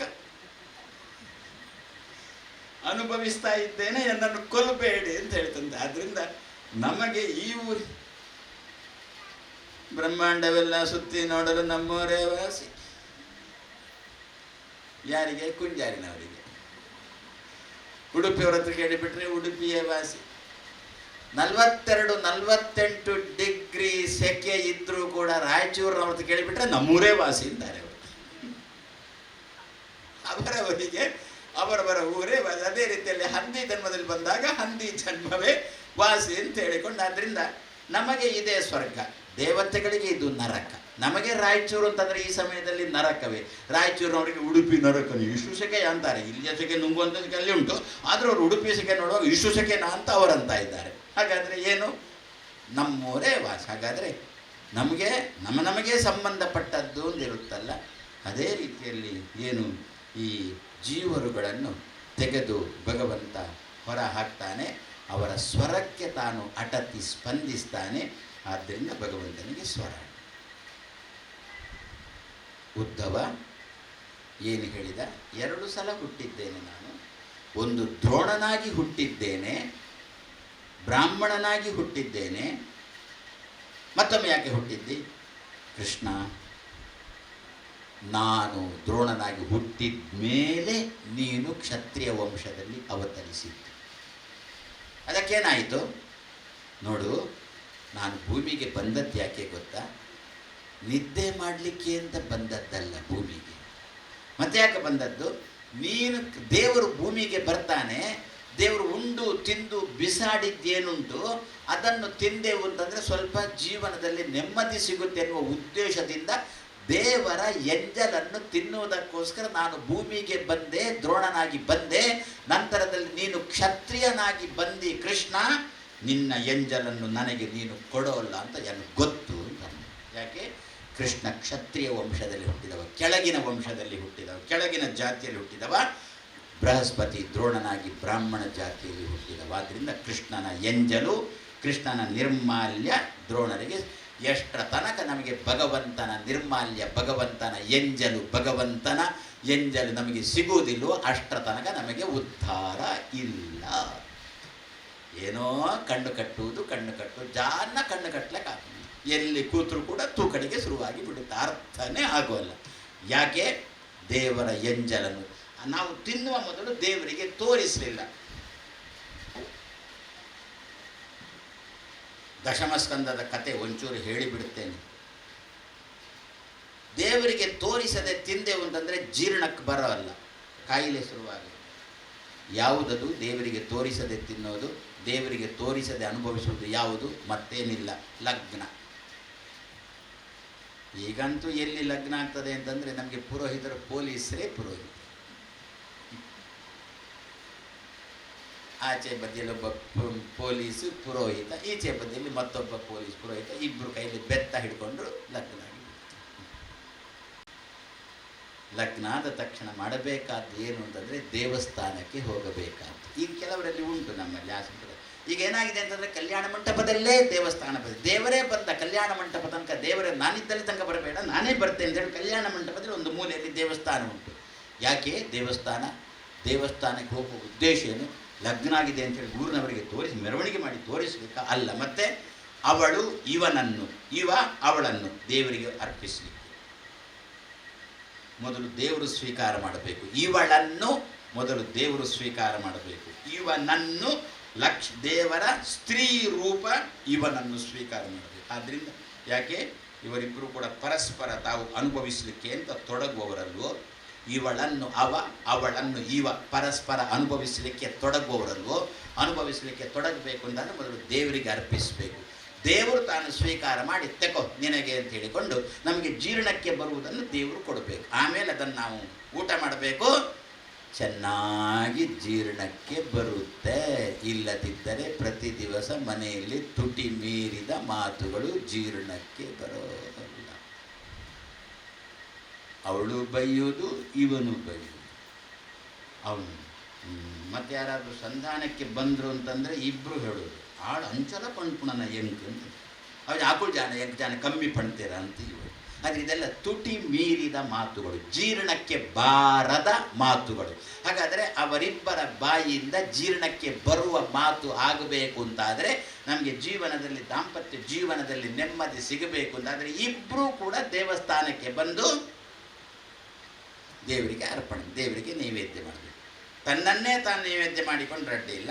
ಅವಳು ಇವನನ್ನು ಉಪಯೋಗಿಸುವುದರಿಂದ ಹೇಗೆ ಅಡಿಗೆ ಆಗಿದೆ, ಅಡಿಗೆ ಆದಾಗ ಅಡಿಗೆ ತಾನೇ ಹೋಗಿ ದೇವ್ರ ನೈವೇದ್ಯ ಕೂಡುತ್ತಾ ಇಲ್ಲ, ಮತ್ತು ನಾವೇ ಯಾವ ಊಟ ಮಾಡ್ತೇವೋ ನಾವು ಆ ಅಡಿಗೆಯನ್ನು ದೇವರಿಗೆ ನೈವೇದ್ಯ ಮಾಡೋದು. ನೈವೇದ್ಯ ಮಾಡಿ ಏನು ಚಿಂತನೆ ಮಾಡೋದು, ದೇವರೇ ನನಗೆ ಜೀರ್ಣಕ್ಕೆ ಬಾರದಿದ್ದರೆ ಅದನ್ನು ನೀನು ತೆಕೋ, ಜೀರ್ಣಕ್ಕೆ ಬರುವುದನ್ನು ಮಾತ್ರ ಕೊಡು, ಇಷ್ಟೇ ನೈವೇದ್ಯ ಅಂತ.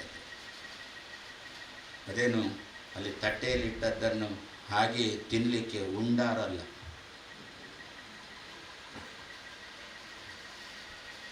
ಆ ದೇವರು ಮಾತ್ರ ಏನು ಕೊಟ್ಟರೆ ಉಣ್ತಾರ, ಹಾಂ ಪ್ರೀತಿಯಿಂದ ಕೊಟ್ಟರೆ ಉಂಡಾರು, ಅದು ಉಂಡಾರು ಅಂತ ಆಗಿಬಿಡ್ತಾರೆ. ನಮ್ಮನ್ನು ನಾವು ಜಾಡ್ಯದಿಂದಲೇ ಕೊಡುವವರು, ಅದರಿಂದ ಎಲ್ಲಿ ದೇವರಿಗೆ ಪ್ರೀತಿ ಆಗುತ್ತೆ? ಅದಕ್ಕಂದ್ರೆ ಪ್ರೀತಿಯಿಂದ ಕೊಡು, ಇವಳನ್ನು ದೇವರಿಗೆ ಅರ್ಪಿಸು, ಇವನನ್ನು, ಅವಳು ದೇವರ ಸ್ತ್ರೀ ರೂಪವನ್ನು ಚಿಂತನೆ ಮಾಡಲಿ, ಇವ ದೇವರ ಪುರುಷ ರೂಪವನ್ನು ಚಿಂತನೆ ಮಾಡಿ ಅವಳನ್ನು ಒಪ್ಪಿಸಿ. ದೇವರಿಗೆ ಅರ್ಪಣೆ ಆಯಿತಾ? ಜೀರ್ಣಕ್ಕೆ ಬಾರದಿದ್ದರೆ ದೇವರು ತೆಕೊಂಡ, ಮತ್ತು ಸತಿಪತಿಗಳು ಪರಸ್ಪರ ಜೀರ್ಣಕ್ಕೆ ಬರ್ತಾರೆ. ಆದ್ದರಿಂದ ಭಗವಂತನಿಗೆ ತೋರಿಸದೆ ಕುಟ್ಟಿ ಕೊಯ್ದುದ ನಟ್ಟು ಇಟ್ಟುದ ಸುಟ್ಟು ಮುಟ್ಟಲು ಅಗ ಹಿಟ್ಟಿಟ್ಟು ಮಾಳ್ಪುದು ವಿಠಲ ಉಚ್ಚಿಷ್ಟ ಉಂಡ ಸಜ್ಜನರ ಬಿಟ್ಟು ತನ್ನಯ ಹೊಟ್ಟೆಗೋಸುಗ ತಟ್ಟನೆ ಉಡುತಿಹ ಕೆಟ್ಟ ಮನುಜರ ಕಟ್ಟಿ ವೈದ್ಯಮ ಪಟ್ಟಣದೊಳು ಒತ್ತಟ್ಟ ನಿಡುತಿಹರು. ಜಗನ್ನಾಥ ದಾಸರೆಲ್ಲ ಟಟ ಟಟ ಟಕ ಟಕ ಟಕ ಟಕ ಅಂತ ಹೊಡೆದಂತೇನೆ ಮಾತಾಡ್ತಾ ಇದ್ದಾರೆ ಇದರಲ್ಲಿ. ಕುಟ್ಟಿ ಕೊಯ್ದುದ ಕುಟ್ಟಿ, ಗದ್ದೆಯಲ್ಲಿ ಭತ್ತ ಆಯಿತು, ತಯಾರಾಯಿತು, ಕೊಯ್ದ, ಅದನ್ನು ಹಾಗೆ ತಿನ್ನಲಿಕ್ಕಾಗುತ್ತಾ? ಪಶುಗಳಲ್ಲಲ್ಲ, ಮತ್ತೆ ಮನೆಗೆ ತಂದ, ಕುಟ್ಟಿದ, ಮಂಚಕ್ಕೆ ಬಡಿದಾಗ ಕಾಳು ಬೇರೆ ಭತ್ತ ಬೇರೆ ಅಂತ ಮಾಡಿ ಆಮೇಲೆ ಅಟ್ಟಿದ. ಅಟ್ಟು ಅಂದರೆ ಅಟ್ಲು ಅಷ್ಟೇ. ಅಟ್ಟುವುದು ಅಂತಂದ್ರು ಅಟ್ಲು ಅಂತಂದ್ರು ಒಂದೇ ಅರ್ಥ, ಅಡಿಗೆ ಅಂತ ಅರ್ಥ. ಅಡಿಗೆ ಮಾಡಿದ ಮೇಲೆ ತಟ್ಟೆ ಇಟ್ಟಾಯಿತು, ತಟ್ಟೆಗೆ ಬಡಿಸಿಯಾಗಿ ಏನು ಉಣ್ತೇನೆ ಅಂತಂದಾಗ ದೇವರು ಬಂದ. ಅಲ್ಲಿ ಬೆಳೆದಾಗ ಮಳೆ ಬಾರದಿರುವಂತೆ ನನ್ನನ್ನು ಬೇಡಿಕೊಂಡಿ. ಗದ್ದೆಯಲ್ಲಿ ಕೊಯ್ದು ಹಾಕಿದ್ದು ಅಂಗಳಕ್ಕೆ ಬರುವಾಗಲೂ ಮಳೆ ಬರ್ತಾ ಇತ್ತು, ನನ್ನನ್ನೇ ಬೇಡಿದೆ. ದೇವರೇ ಮಳೆ ಕಮ್ಮಿ ಮಾಡು ಅಂತ ಬೇಡಿದೆ. ಎಲ್ಲ ಆದಮೇಲೆ ಅಕ್ಕಿ ತೊಳೆದು ಗಂಜಿ ಅಂತೇಳಿ ಪಾತ್ರದಲ್ಲಿ ಇಟ್ಟು ಕೆಳಗಿನಿಂದ ಬೆಂಕಿ ಹಾಕಿದಾಗ ಬೆಂಕಿ ಹಿಡಿಲೇ ಇಲ್ಲ. ದೇವರೇ ಬೆಂಕಿ ಹಿಡಿಸು ಅಂತಂದು ಬೆಂಕಿ ಆಯಿತು. ಅಲ್ಲಿ ಗಂಜಿ ಆಗ್ತಾ ಉಂಟು. ಗಂಜಿಯ ಮೊದಲನೇ ಸಲ ಮಾಡುವ ಗಂಜಿ, ಅದು ಗಂಜಿಯು ಅನ್ನವು. ಆದ್ದರಿಂದ ಏನಾಗಿದೆ ಅಂತಂದರೆ ಅಡಿಯಲ್ಲಿ ಅಂಗಾರಕ್ಕಾಗಿದೆ, ಮೇಲೆ ಮಂತ್ರಾಕ್ಷದಾಗಿದೆ, ಮಧ್ಯದಲ್ಲಿ ಗೋಪಿ ಚಂದನಾಗಿದೆ. ಅಡಿಯಲ್ಲಿ ಅಂಗಾರಕ ಅಂದರೆ ಕರೆಂಟದನ ಅಂತ ಅರ್ಥ, ಮೇಲೆ ಮಂತ್ರಾಕ್ಷತೆ ಅಂದರೆ ಬೇಯ್ಲೇ ಇಲ್ಲ ಅಂತ ಅರ್ಥ, ಮಧ್ಯದಲ್ಲಿ ಗೋಪಿ ಚಂದನ ಅಂದರೆ ಮುದ್ದೆ ಆತನ ಅಂತ ಅರ್ಥ. ಒಂದೇ ಪಾತ್ರ ಅಂತ ಅಟ್ಲು ಏರೆಂಡ ಸಾಧ್ಯನೋ? ನಾವೆಲ್ಲ ಬೇರೆ ಬೇರೆ ಬೇರೆ ಬೇರೆ ಮಾಡೋರು. ಪಿಂಡಕ್ಕಾಗುವಾಗ ಬೇರೆಯೇ ಮಾಡೋರು, ಅದು ಮಂತ್ರಾಕ್ಷದಂತೆಯೇ ಇರಬೇಕು ಅಥವಾ ಮುದ್ದೆ ಆಗಿರಬೇಕೇನೋ, ಅದು ಬೇರೆ ಬೇರೆಯೇ ಮಾಡುವರು ಒಂದೇ ಪಾತ್ರದಲ್ಲಿ. ಆದ್ದರಿಂದ ಮರುದಿವಸ ಮಾಡುವಾಗ ಅಂದರು, ದೇವರೇ ಒಂದೇ ಪಾತ್ರದಲ್ಲಿ ಒಂದೇ ರೀತಿಯ ಅನ್ನ ಆಗಲಿ ಅಂತಂದರು. ಅನ್ನ ಆಗಲಿಕ್ಕೆ ನಾನು ಬೇಕಾಯಿತು. ತಟ್ಟೆಯಲ್ಲಿ ಹಾಕಿ ಊಟಕ್ಕಾಗುವಾಗ ಮಾತ್ರ ತಟ್ಟೆಯಲ್ಲಿ ಹಾಕಿ ಆಯಿತು. ಒಂದು ಗೋವಿಂದ ಅಂತಲೂ ಹೇಳಲಿಲ್ಲ. ಊಟ ಮಾಡಲಿಕ್ಕೆ ಶುರು ಮಾಡಿದಾಗ ದೇವರು ಬಂದ. ನಿನಗೆ ಜೀರ್ಣ ಆಗಬೇಕು ಅಂತಾದರೆ ನನ್ನನ್ನು ಎಣಿಸ್ಕೊಂಡು ಊಟ ಮಾಡು. ಭುಂಜತೆ ತೇ ಅಘಂ ಪಾಪಾಹ ಯೇ ಪಚಂತಿ ಆತ್ಮ ಕಾರಣ. ಅದು ಭಗವದ್ಗೀತೆಯಲ್ಲಿ ಕೃಷ್ಣನ ಮಾತು. ತೇ ಅಗಂ ಭುಂಜತೆ, ಅವರು ಪಾಪವನ್ನು ಉಣ್ತಾರೆ. ಭುಂಜತೆ ತೇ ಅಗಂ, ಅವರು ಅನ್ನ ಉಣ್ಣುವುದಲ್ಲ, ಪಾಪವನ್ನು ಉಣ್ತಾರೆ. ಯೇ ಪಚಂತಿ ಆತ್ಮ ಕಾರಣ, ನನಗೋಸ್ಕರ ಅಡಿಗೆ ಮಾಡಿದ್ದೇನೆ, ನಾನು ಉಣ್ತೇನೆ ಅಂತ ದೇವರಿಗೆ ತೋರಿಸದೆ ಉಂಡ್ರು ಅಂತಂದು ಬಿಟ್ಟರೆ ಪಾಪವನ್ನು ಉಣ್ತಾರೆ, ಅವರು ಅನ್ನವನ್ನು ಉಣ್ಣುವುದಲ್ಲ ಅಂತ ಕೃಷ್ಣನ ಭಗವದ್ಗೀತೆಯ ಮಾತು. ಅದರಿಂದ ದ್ರೋಣಾಚಾರ್ಯರು ಅಂದ್ರಂತೆ, ಮೊದಲು ಹುಟ್ಟಿದ್ದೇನೆ, ಬ್ರಾಹ್ಮಣ ಜಾತಿಯಲ್ಲಿ ಹುಟ್ಟಿದ್ದೇನೆ, ನೀನೋ ಕ್ಷತ್ರಿಯ ಜಾತಿಯಲ್ಲಿ ಅವತರಿಸಿದ್ದೀಯಾ, ಆದ್ದರಿಂದ ನೀನು ಎಂಜಲು ನನಗೆ ಕೊಡೋಲ್ಲ. ನಿನ್ನ ಎಂಜಲು ಉಣ್ಣಿಲ್ಲ ಅಂದರೆ ಭಾಗವತ ಕೇಳಲಿಕ್ಕೆ ಕೂತಾಗ ತೂಕಡಿಕೆ ಬರುತ್ತೆ, ಅರ್ಥ ಆಗುವುದಿಲ್ಲ, ಜಾಡ್ಯ ಬರುತ್ತೆ. ಅದಕ್ಕೇನು ಮಾಡಿದ್ದೆ? ಅದಕ್ಕೆ ಪುನಃ ಇನ್ನೊಂದು ರೂಪದಿಂದ ಅವತರಿಸಿದೆ. ನಿನ್ನ ವಂಶದಲ್ಲೇ ಬಂದೆ, ಕ್ಷತ್ರಿಯ ವಂಶದಲ್ಲೇ ಬಂದೆ, ಉದ್ಧವನಾಗಿ ಬಂದೆ ಕೃಷ್ಣ. ನಿನ್ನ ಎಂಜಲು ನನಗೆ ತಿನ್ನಲಿಕ್ಕೆ ಸಿಕ್ಕಿತು, ಆದ್ದರಿಂದ ಈಗ ಹೀಗೆ ಇದ್ದೇನೆ. ಆದ್ದರಿಂದ ಹೊರಡ್ತೀಯ, ಯಾದವರನ್ನೆಲ್ಲ ಕರ್ಕೊಂಡು ಹೋಗ್ತೀಯಾ? ಹೌದು. ನನ್ನ ಗತಿ ಏನು? ನಿನಗೋಸ್ಕರ ನಾನು 2ನೇ ಸಲ ಹುಟ್ಟಿಕೊಂಡು ಬಂದವ, ನನ್ನ ಗತಿ ಏನು? ಬಾ ಕೂತು ಅಂತ ಹೇಳಿಕೊಂಡು ಉದ್ಧವನನ್ನು ಪ್ರತ್ಯೇಕ ಕರೆದು ಕೃಷ್ಣ ಉದ್ಧವನಿಗೆ, ಅರ್ಜುನನಿಗೆ ಹೇಗೆ ಉಪದೇಶ ಮಾಡಿದ್ನೋ ಅದೇ ರೀತಿಯಲ್ಲಿ ಉದ್ಧವನಿಗೂ ಕೂಡ ಉಪದೇಶ ಮಾಡಿದ. ಅರ್ಜುನನಿಗೆ ಮಾಡಿದ ಉಪದೇಶಕ್ಕೆ ಭಗವದ್ಗೀತೆ ಅಂತ ಹೆಸರು ಬಂತು. ಉದ್ಧವನಿಗೆ ಕೊಟ್ಟ ಗೀತೆಗೆ ಉದ್ಧವ ಗೀತೆ ಅಂತ ಹೆಸರು. ಅರ್ಜುನ ಗೀತೆ ಅಂತ ಹೆಸರು ಬರಲಿಲ್ಲ. ಯಾಕೆ? ಅರ್ಜುನ ಮೇಲೆ ಪ್ರೀತಿ ಇಲ್ವಾ ಕೃಷ್ಣನಿಗೆ? ತನ್ನ ಭಾವ ಅರ್ಜುನ ಮೇಲೆ ಪ್ರೀತಿ ಇಲ್ವಾ? ಅರ್ಜುನ ತನ್ನ ಕೆಲಸವನ್ನು ಬಿಟ್ಟು ತೆಪ್ಪಗೆ ಕೂತಾಗ ಕೃಷ್ಣ ಕೊಟ್ಟ ಗೀತೆ ಇದು. ಆದ್ದರಿಂದ ಅರ್ಜುನ ಹೆಸರಲ್ಲಿ ಚಾಲ್ತಿಗೆ ತರಲಿಲ್ಲ. ಅರ್ಜುನ ಏನು ಮಾಡಬೇಕು ಅಂತ ಬಂದಿದ್ದನು, ಶಾಲೆಗೆ ಬಂದಿದ್ದ ಅರ್ಜುನ ಓದೋಲ್ಲ ಅಂತ. ನಮ್ಮ ಮಕ್ಕಳಿದ್ದಾವೆಲ್ಲ ಶಾಲೆ ತನಕ ಹೋಗ್ತಾರೆ, ಓದೋಲ್ಲ ಬರೆಯೋಲ್ಲ, ಏನೂ ಮಾಡೋಲ್ಲ. ಅದೇ ರೀತಿಯಲ್ಲಿ ಅರ್ಜುನ ಶಾಲೆ ತನಕ ಬಂದಿದ್ದಾನೆ, ಕುರುಕ್ಷೇತ್ರಕ್ಕೆ ಬಂದಾನೆ, ಯುದ್ಧ ಮಾಡೋಲ್ಲ ಅಂತ. ಹಾಗಾದರೆ ಯುದ್ಧ ಮಾಡೋಲ್ಲ ಅಂತೇಳಿ ತನ್ನ ಕರ್ತವ್ಯವನ್ನು ಮಾಡದೇ ಇರತಕ್ಕಂಥ ಅರ್ಜುನನಿಗೆ ಶಿಕ್ಷೆಯ ರೂಪದಲ್ಲಿ ಕೃಷ್ಣ ಕೊಟ್ಟದ್ದಾದ್ರಿಂದ ಕೃಷ್ಣ ಅರ್ಜುನ ಹೆಸರು ಅದಕ್ಕೆ ಸೇರಿಸಿ. ನಾನೇ ಕೊಟ್ಟದ್ದು, ನೀನು ಕೇಳಿ ಕೊಟ್ಟದ್ದಲ್ಲ, ನಾನು ಬಲಾತ್ಕಾರವಾಗಿ ಕೊಟ್ಟದ್ದು. ಆದರೆ ನನ್ನ ಹೆಸರಲ್ಲೇ ಚಾಲ್ತಿಯಲ್ಲಿ ಇಟ್ಕೊಂಡು ಭಗವದ್ಗೀತೆ ಅಂತಂದ. ಉದ್ಧವ ಹಾಗಲ್ಲ, ಕೃಷ್ಣ ಏನಾದರೂ ಉಪದೇಶ ಮಾಡು, ನೀನು ಹೊರಡ್ತಾ ಇದ್ದೀಯೋ ಏನಾದರೂ ಉಪದೇಶ ಮಾಡು ಅಂತೇಳಿ ಉದ್ಧವ ಕಳಕಳಿಯಿಂದ ಕೇಳಿದ್ದಕ್ಕೆ ಕೃಷ್ಣ ಕೊಟ್ಟ ಗೀತೆ. ಆದ್ದರಿಂದ ಉದ್ಧವ ಗೀತೆ ಅಂತಾಯಿತು. ಆ ಉದ್ಧವ ಗೀತೆಯಲ್ಲಿ ಒಂದು ಮಾತು ಬರುತ್ತೆ, ತುಂಬ ಮಾತು ಉಂಟು ಉದ್ಧವ ಗೀತೆಯಲ್ಲಿ. ಏನದು ಮಾತು ಅಂತಂದರೆ, ಅನುವ್ರಜಾಮಿ ಅಹಂ ತಂ ಪೂಯೇಯ ಇತಿ. ಯಾರು ನಿರಪೇಕ್ಷನೋ, ಯಾರು ಮುನಿಯೋ, ಯಾರು ಶಾಂತನೋ, ಯಾರು ಸಮದರ್ಶನನೋ ಅಂಥವನನ್ನು ಅನುವ್ರಜಾಮಿ. ಯಾಕೆ? ಅವನನ್ನು ಪವಿತ್ರವನ್ನಾಗಿ ಮಾಡುವುದಕ್ಕೋಸ್ಕರ ನಾನು ಅವನನ್ನು ಅನುಸರಿಸ್ತೇನೆ ಅಂತ ಕೃಷ್ಣನ ಮಾತು. ಏನರ್ಥ ಇದರದ್ದು ಅಂದರೆ, ಆ ವ್ಯಕ್ತಿಗಳು ಏನಿದ್ದಾರೆ ನಿರಪೇಕ್ಷರಾದ, ಯಾವುದರ ಅಪೇಕ್ಷೆನೂ ಇಲ್ಲ, ದೇವರನ್ನು ಬಿಟ್ಟರೆ ಯಾವ ಅಪೇಕ್ಷೆನೂ ಇಲ್ಲ. ಯಾರು ಏನು ಮಾಡಿದ್ರು ಕೂಡ ತೆಪ್ಪಗೆ ಕೂತಿರ್ತಾರೆ. ಇಂಥವರು ಏನಾದರೂ ಒಂದು ಮಾತು ಆಡಿದ್ರು ಅಂತಂದರೆ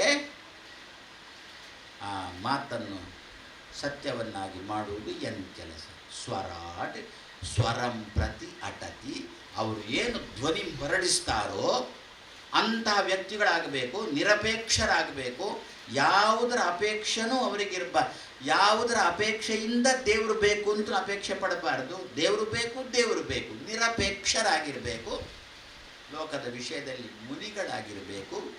ಎಂಥ ಪ್ರಸಂಗ ಬಂದರೂ ಕೂಡ ಶಾಂತರಾಗಿ ಇರಬೇಕು. ಅಂಥವರು ಏನು ಹೇಳ್ತಾರೋ ಅವರ ಮಾತಿಗೆ ಸ್ಪಂದಿಸುವುದು ನನ್ನ ಕೆಲಸ. ಇದಕ್ಕೊಂದು ಉದಾಹರಣೆ, ಸುಮಾರಾಗಿ 30-40 ವರ್ಷ ಆಗಿರಬಹುದು.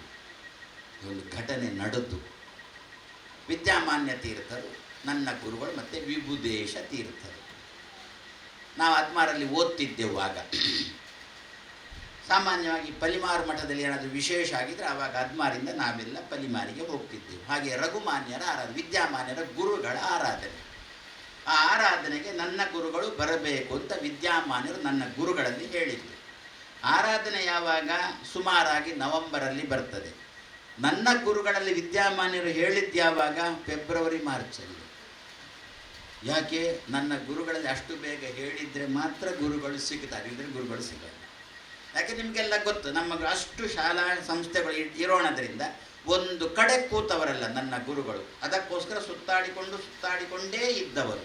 ಆ ಫೆಬ್ರವರಿ ಮಾರ್ಚ್ ತಿಂಗಳಲ್ಲಿ ನನ್ನ ಗುರುಗಳಲ್ಲಿ ಹೇಳಿದ್ದು ಹೀಗೆ, ನವೆಂಬರ್ ತಿಂಗಳಲ್ಲಿ ಪಾಡ್ಯದ ದಿವಸ ರಘುಮಾನ್ಯರ ಆರಾಧನೆ. ನನ್ನ ವಿಭುದೇಶ ತೀರ್ಥರ ಆಶ್ರಮ ಗುರುಗಳೂ ಹೌದು ರಘುಮಾನ್ಯರು. ಅದರಿಂದ ನಿಮ್ಮ ಗುರುಗಳು ನನ್ನ ಗುರುಗಳು, ಅವರ ಆರಾಧನೆ, ಆ ಆರಾಧನೆಗೆ ನೀವು ಬರಬೇಕು. ನಾನು ಮಾತ್ರ ಅದಕ್ಕಿಂತ 15 ದಿವಸ ಪೂರ್ವ ಎಲ್ಲೋ ಸಂಚಾರದಲ್ಲಿ ಇರ್ತೇನೆ. ಸಾಯಂಕಾಲ 6 ಗಂಟೆಗೆ ಪ್ರಾರ್ಥನೆ ಇದೆ. ತರಕಾರಿ ಪಲ್ಯ ಕಾಯಿ ಹೆಚ್ಚಲಿಕ್ಕೆ ಕಜಿಪ್ ಮೂರನೇ ಪ್ರಾರ್ಥನೆ ಇದೆ. 6 ಗಂಟೆಗೆ ಪ್ರಾರ್ಥನೆ. 6 ಗಂಟೆಗೆ ನಾನು ಪಲಿಮಾರಿಗೆ ಬರ್ತೇನೆ, ನೀವು ಬರಬೇಕು ಅಂತ ಫೆಬ್ರವರಿಯಲ್ಲಿ ಹೇಳಿದ್ದು ವಿದ್ಯಾಮಾನ್ಯರು ವಿಭುದೇಶರ. ಆಮೇಲೇನು ವಿದ್ಯಾಮಾನ್ಯರು ನೆನಪಿಸಲಿಕ್ಕೆ ಅದು ಇದು ಅಂತ ಏನೂ ಹೋಗಿಲ್ಲ. ಅವರಷ್ಟಕ್ಕಿದ್ರು ಇವರಷ್ಟಕ್ಕಿದ್ರು. ಆರಾಧನೆಯ ಹಿಂದಿನ ದಿವಸ ಸಾಯಂಕಾಲದ ಹೊತ್ತಿಗೆ, ಅಂದರೆ ಕಾರ್ತಿಕ ಶುದ್ಧ ಹುಣ್ಣಿಮೆ, ಪಾಡ್ಯ ದಿವಸ, ಮರು ದಿವಸ ಪಾಡ್ಯ ಆರಾಧನೆ, ಹುಣ್ಣಿಮೆ ದಿವಸ ಸಾಯಂಕಾಲ ನಾವೆಲ್ಲ ಪಲಿಮಾರು ಮಠದಲ್ಲಿ ದೇವರ ಮುಂದೆ ನಿಂತಿದ್ದೆವು. ಏನು ಗಂಟೆ 6 ಆಗಲಿಕ್ಕೆ 3 ನಿಮಿಷನೋ 2 ನಿಮಿಷನೋ ಇತ್ತು. ಅಷ್ಟೊತ್ತಿಗೆ ವಿದ್ಯಾಮಾನ್ಯರ ಕಾರು ಬಂದವರು. ಎಲ್ಲಿಂದ ಬಂದದ್ದು? ರಾಯಚೂರಿಂದಲೋ ಎಲ್ಲಿಂದಲೋ ಸಂಚಾರದಿಂದ ಬಂದರು. 6 ಗಂಟೆ ಹೊತ್ತಿಗೆ ಅವರ ಕಾರು ಅಲ್ಲಿ ಬಂತು. ಅವರು ದೇವರೆದುರಿಗೆ ಬಂದು ನಿಂತರು. ನಿಂತಾಗ ತಕ್ಷಣ ನನ್ನ ಗುರುಗಳ ಬಾಯಿಯಿಂದ ಬಂದ ಮಾತು ಉತ್ತಮಾನಾಂ ವಾಚಂ ಅರ್ಥ ಅನುಧಾವತೆ ಅಂತ. ವಿಭುದೇಶ ತೀರ್ಥರ ಬಾಯಿಯಿಂದ ಬಂದ ಮಾತು. ದೊಡ್ಡವರು ಅಂದರೆ ನಿರಪೇಕ್ಷರು, ಮುನಿಗಳು, ಶಾಂತರು ಏನಾದರೂ ಒಂದು ಮಾತು ಅಂದರೆ ಆ ಮಾತಿನ ಅರ್ಥ ಆ ಮಾತಿನ ಹಿಂದಿನಿಂದ ಬರುತ್ತೆ. ನಾವು ನಾಳೆ ಬರ್ತೇವೆ ಅಂತೇಳಿ ಇವತ್ತು ಹೇಳಿಬಿಟ್ಟು ನಮಗೆ ಬರಲಿಕ್ಕಾಗಲ್ಲ. ಆ ಹೊತ್ತಿಗೆ ಏನಾದರೂ ಒಂದು ಅಡೆತಡೆ ಬರುತ್ತೆ. ಹೇಳಲಿಕ್ಕೇನೆ ಹೇಳ್ತೇವೆ 5:45 ಕರೆಕ್ಟ್ ಉಳ್ಳ ಅಂತ ಹೇಳಿಕೊಂಡು ಇಲ್ಲಿಗೆ ಬಂದ ಮೇಲೆ ಬಂದದ್ದೇ 5:45. ಇದು ಏನು? ಸ್ವರಾಟ್.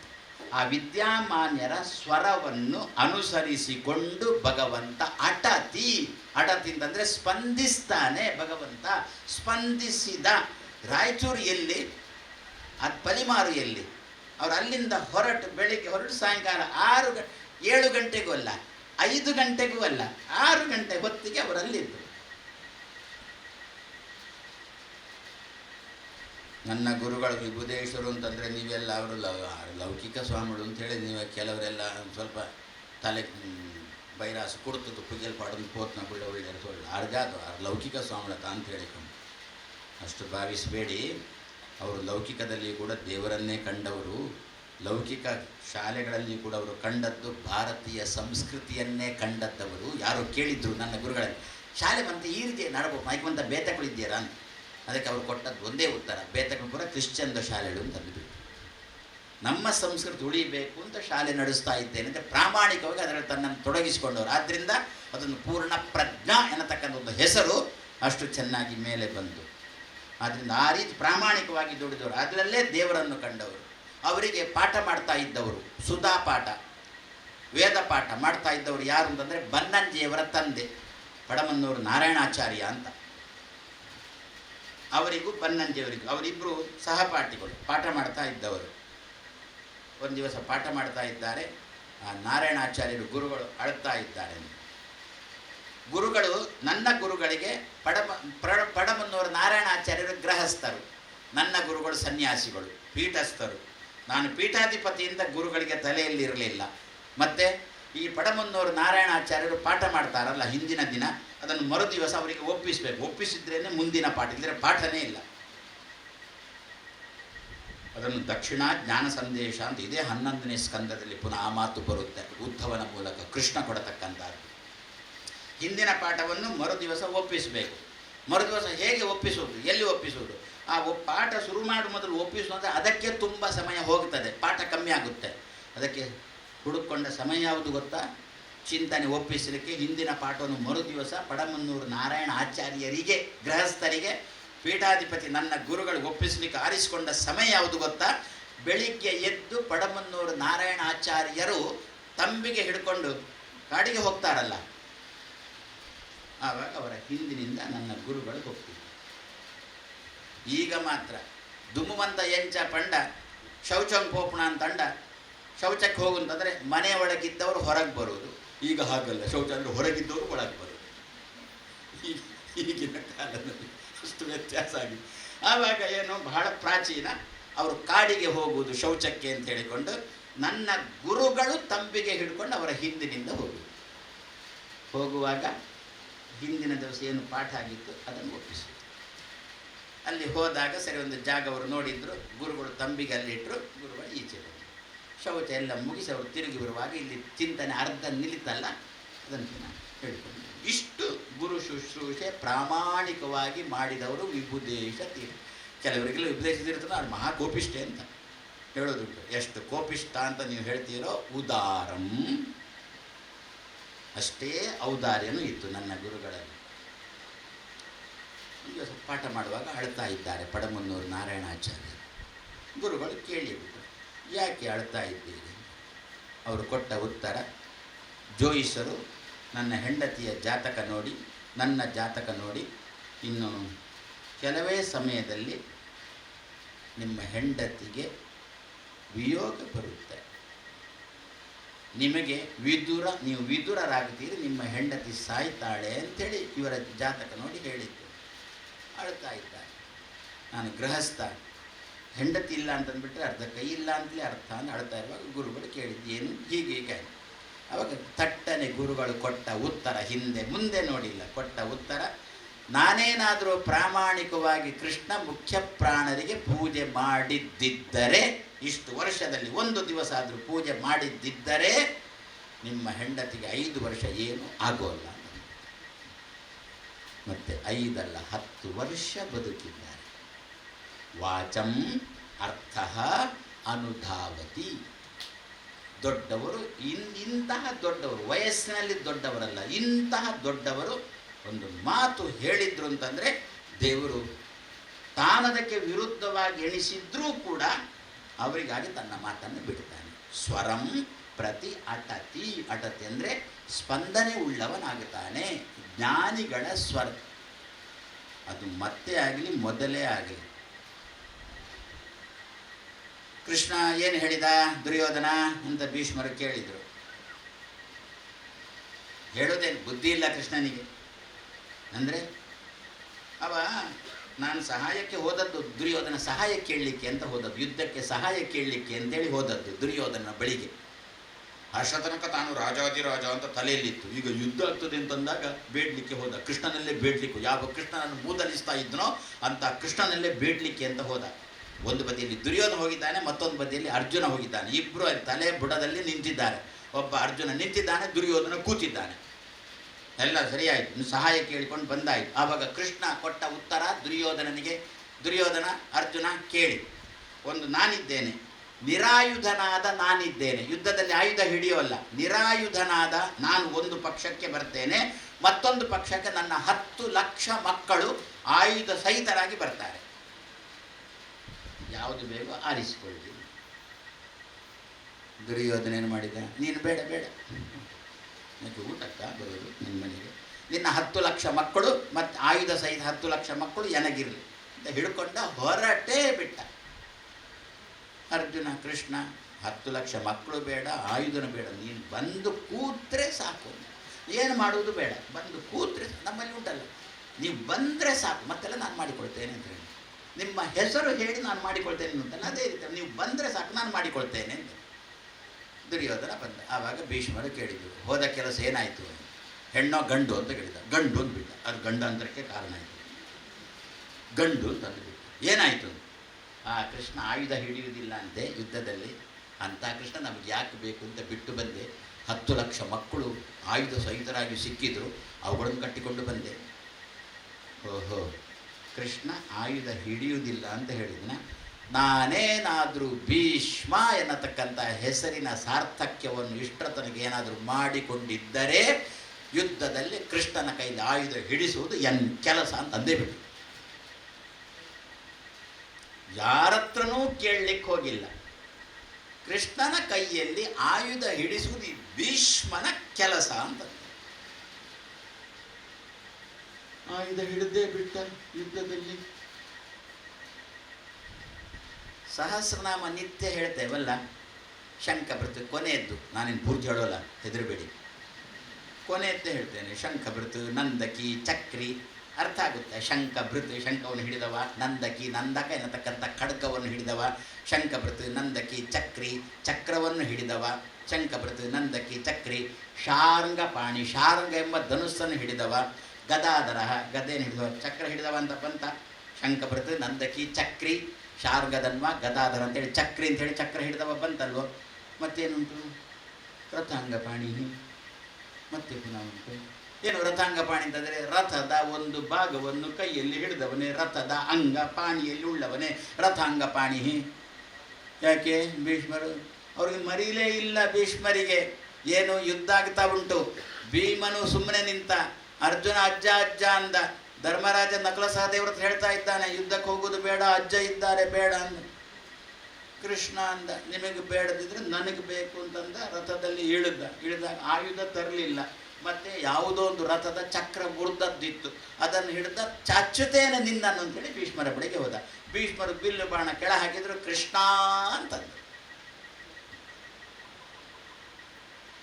ತನ್ನ ಭಕ್ತರ ಸ್ವರವನ್ನು ಎಲ್ಲಿಯಾದರೂ ಭಗವಂತ ಕಂಡ ಅಂತಂದರೆ ಆ ಸ್ವರ ತನ್ನ ಸ್ವರಕ್ಕೆ ವಿರುದ್ಧವಾಗಿದ್ದರೆ ತನ್ನ ಸ್ವರವನ್ನು ಬಿಟ್ಟ, ಭಕ್ತರ ಸ್ವರವನ್ನು ಅನುಸರಿಸಿದ. ಸ್ವರಂ ಪ್ರತಿ ಅಟತಿ. ಆದ್ದರಿಂದ ನಮ್ಮ ನಿಮ್ಮ ಪ್ರಾರ್ಥನೆಯನ್ನು ದೇವರು ಕೇಳಿಸಿಕೊಳ್ಬೇಕು ಅಂತಾದರೆ ಜಾಡ್ಯದಿಂದ ಇರಬಾರದು, ಜಾಡ್ಯದಿಂದ ಇರಬಾರದು. ಮತ್ತು ಅಲರ್ಟ್ ಆಗಿರಬೇಕು. ದೇವರ ಬಗ್ಗೆ ಕೇಳುವಾಗ ಹೇಳುವಾಗ ಅಷ್ಟು ಶ್ರದ್ಧೆಯಿಂದ ದೇವರಲ್ಲಿ ಬೇಡಿದರೆ ತನ್ನ ಕೆಲಸ ಬಿಟ್ಟ. 5ನೇ 6ನೇ ಸ್ಕಂದದ್ದೊಂಚೂರು ನೋಡೋಣ. ಗಂಟೆ ಆಯ್ತು. 5ನೇ 6ನೇ ಸ್ಕಂದದ್ದೊಂಚೂರು ನೋಡೋಣವೋ ಏನೋ ತಂದು ಬಿಟ್ಟರೆ. ಆನೆ ಕರೀತಾ, ಕೈಲೊಂದು ಕಮಲ ಹಿಡ್ಕೊಂಡು ಆನೆ ಕರೀತಾ. ಕಮಲ ಅಂದರೆ ಲಕ್ಷ್ಮೀ ಅಂತ ಅರ್ಥ. ಮತ್ತೇನು ಅಷ್ಟ ತನಕ ಆನೆಗೆ ಭಾರಿ ಕರೀತಾ ಇತ್ತು, ದೇವರು ಬರಲೇ ಇಲ್ಲ. ಯಾಕೆ? ಏನು ಹೆಂಡತಿ ಹೇಳಲಿ ಅಂತ ಹೇಳಿ. ಕಮಲ ಅಂದರೂ ಹೆಂಡತಿ ಅಂದರೂ ಒಂದೇ ಅರ್ಥ. ಆನೆ ತನ್ನ ಸೊಂಡಿಲಲ್ಲಿ ಕೈ, ಆನೆಗೂ ಗೊತ್ತು ಏನು ಕಮಲ ಹಿಡಿ ಅಂತ ಹೇಳಿಕೊಂಡು, ಕೈ ಹಿಡಿಬೇಡ ಕಮಲ ಹಿಡಿ, ಕಮಲ ಹಿಡಿದ್ರೆ ದೇವರ ಅನುಗ್ರಹ ಆಗುತ್ತೆ ಅಂತ ಹೇಳಿಕೊಂಡು ಆನೆಗೂ ಗೊತ್ತು. ಹಿಡ್ದೇ ಬಿಟ್ಟ ಭಗವಂತ, ಕಮಲ ಹಿಡ್ದೇ ಬಿಟ್ಟ. ಭೇಷ್. ನಿನ್ನೆ ನೋಡಿದ್ದೆ ಒಂದು ಭಾಗ್ಯಾಕಾರ, ಸರಿ ಆಯ್ತಲ್ಲ. ನಮ್ಮ ನಿಮ್ಮೆಲ್ಲರ ಇಲ್ಲೀಗ ವೇದವ್ಯಾಸದೇವರು ಇದ್ದಾರೆ. ಹಾಗಾದರೆ ಭಾಗವತ ನಡೆಯುವಲ್ಲಿ ವೇದವ್ಯಾಸದೇವರಿದ್ದಾರೆ. ನಮ್ಮ ನಿಮ್ಮೆಲ್ಲರ ಸ್ವರಂ ಪ್ರತಿ ವೇದವ್ಯಾಸದೇವರು ಅಟತಿ ಸ್ಪಂದನೆ ಮಾಡಿದ್ರು, ದಿ ತೆಗೆದ್ರು, ಮೋದಿ ಉಳಿದ್ರು ಹೇಳ್ಕೊಂಡು. ಹಾಗಾದರೆ ಆನೆ ಕರೀತಲ್ಲ, ಆನೆ ಕರೆದಾಗ ದಾಸರೊಂದು ಮಾತು ಹೇಳಿದರು, ಮಡದಿಗೂ ಹೇಳದೆ ಬಂದುಬಿಟ್ಟಿಯ ಅಂತಂದು. ದೇವರು ಎಲ್ಲಿ ಹೋಗುವುದಾದ್ರೂ ಕೂಡ ಹೆಂಡತಿಯ ಮಾತು ಕೇಳಿಯೇ ಹೋಗೋದಂತೆ. ಹೋಗ್ಬೋದಾ ಏನು ಅಂತ ಹೇಳಿಕೊಂಡು. ಆದರೆ ಆನೆ ಮಾತ್ರ ಕರೆದಾಗ ಹೆಂಡತಿ ಹತ್ರ ತನ್ನ ಸ್ವರವನ್ನೇ ಬಿಟ್ಟುಬಿಟ್ಟ. ಹೆಂಡತಿ ಹತ್ರ ಹೇಳಿಯೇ ಹೋಗುವುದೆನ್ನತಕ್ಕಂಥ ತನ್ನ ಸ್ವರವನ್ನೇ ಬಿಟ್ಟುಬಿಟ್ಟ. ಆನೆ ಕರೆದಾಗ ತಕ್ಷಣ ಬಂದ. ಆದ್ದರಿಂದ ಅನುವ್ರಜಾಮಿ, ಆ ಭಕ್ತರನ್ನು ಅನುಸರಿಸಿಕೊಂಡು, ದೊಡ್ಡ ಬಾಯಿ, ಆ ಭಕ್ತರನ್ನು ಅನುಸರಿಸಿಕೊಂಡು ನಾನು ಹೋಗ್ತಾ ಇರ್ತೇನೆ. ಇದೇ ಸ್ವರ ಅಟ್ ಸ್ವರಾಟ್. ಆಟ ಅಂದರೆ ಗೊತ್ತಲ್ಲ, ಆಟನ ಆಟ ಗೊತ್ತಲ್ವೋ? ಮಕ್ಕಳು ಗ್ರೌಂಡಲ್ಲಿ ಆಟ ಏನರ್ಥ? ಆಟ ಅಂದರೆ ಒಂದೇ ಕಡೆ ನಿಂತರೆ ಅದನ್ನು ಆಟ ಅಂತ ಆಗೋಲ್ಲ. ಆಚೀಚೆ ಓಡಾಡ್ತಾ ಇರಬೇಕು, ಅದಕ್ಕೆ ಆಟ ಅಂತ ಹೆಸರು. ಆದರೆ ಇದಕ್ಕೆ ಕೂಡ ಆಟ ಅಂತಲೇ ಹೆಸರು. ಒಂದೇ ಊರು 2 ದಿನ ಟೆಂಟ್ ಪಾವಣನೇ ಇದ್ದೆವು. ಇವತ್ತು ಇಲ್ಲಿ ಆದರೆ ನಾಳೆ ಮತ್ತೊಂದು ಕಡೆ, ಆಚೆ ನಾಡ್ದು ಇನ್ನೊಂದು ಕಡೆ, ಆಚೆ ನಾಡ್ದು ಮತ್ತೊಂದು ಕಡೆ. ಆದರೆ ಅದಕ್ಕೆ ಆಟ ಅಂತ ಹೆಸರು. ಯಾಕೆ? ತಿರುಗಾಡ್ತಾ ಇರ್ತಾರೆ, ಆದ್ದರಿಂದ ಆಟ ಅಂತ ಹೆಸರು. ಅದೇ ತಿಳಿದು ಅಟತಿ, ಅಟತಂತೆ ಸ್ಪಂದಿಸ್ತಾನೆ ಅಂತ ಅರ್ಥ. ಸ್ವರಾಟ್. ಹಾಗಾದರೆ ಯಾವ ಭಗವಂತ ತನ್ನ ದೊಡ್ಡ ಸ್ಥಿತಿಯನ್ನು ಬದಿಗಿಟ್ಟು ತನ್ನ ಭಕ್ತರಿಗೋಸ್ಕರ ಸ್ಪಂದಿಸ್ತಾನೋ ಅಂತಹ ಸತ್ಯಂ ಪರಂ ಧೀಮಹಿ ಅಂತ ದೇವರನ್ನು ಧ್ಯಾನ ಮಾಡೋಣ ಎಂಬಲ್ಲಿಗೆ ಇಂದಿನ ಮಾತನ್ನು ಮುಗಿಸ್ತಾ ನಾಳೆ ಸಾಯಂಕಾಲ ಪುನಃ ಸೇರೋಣ.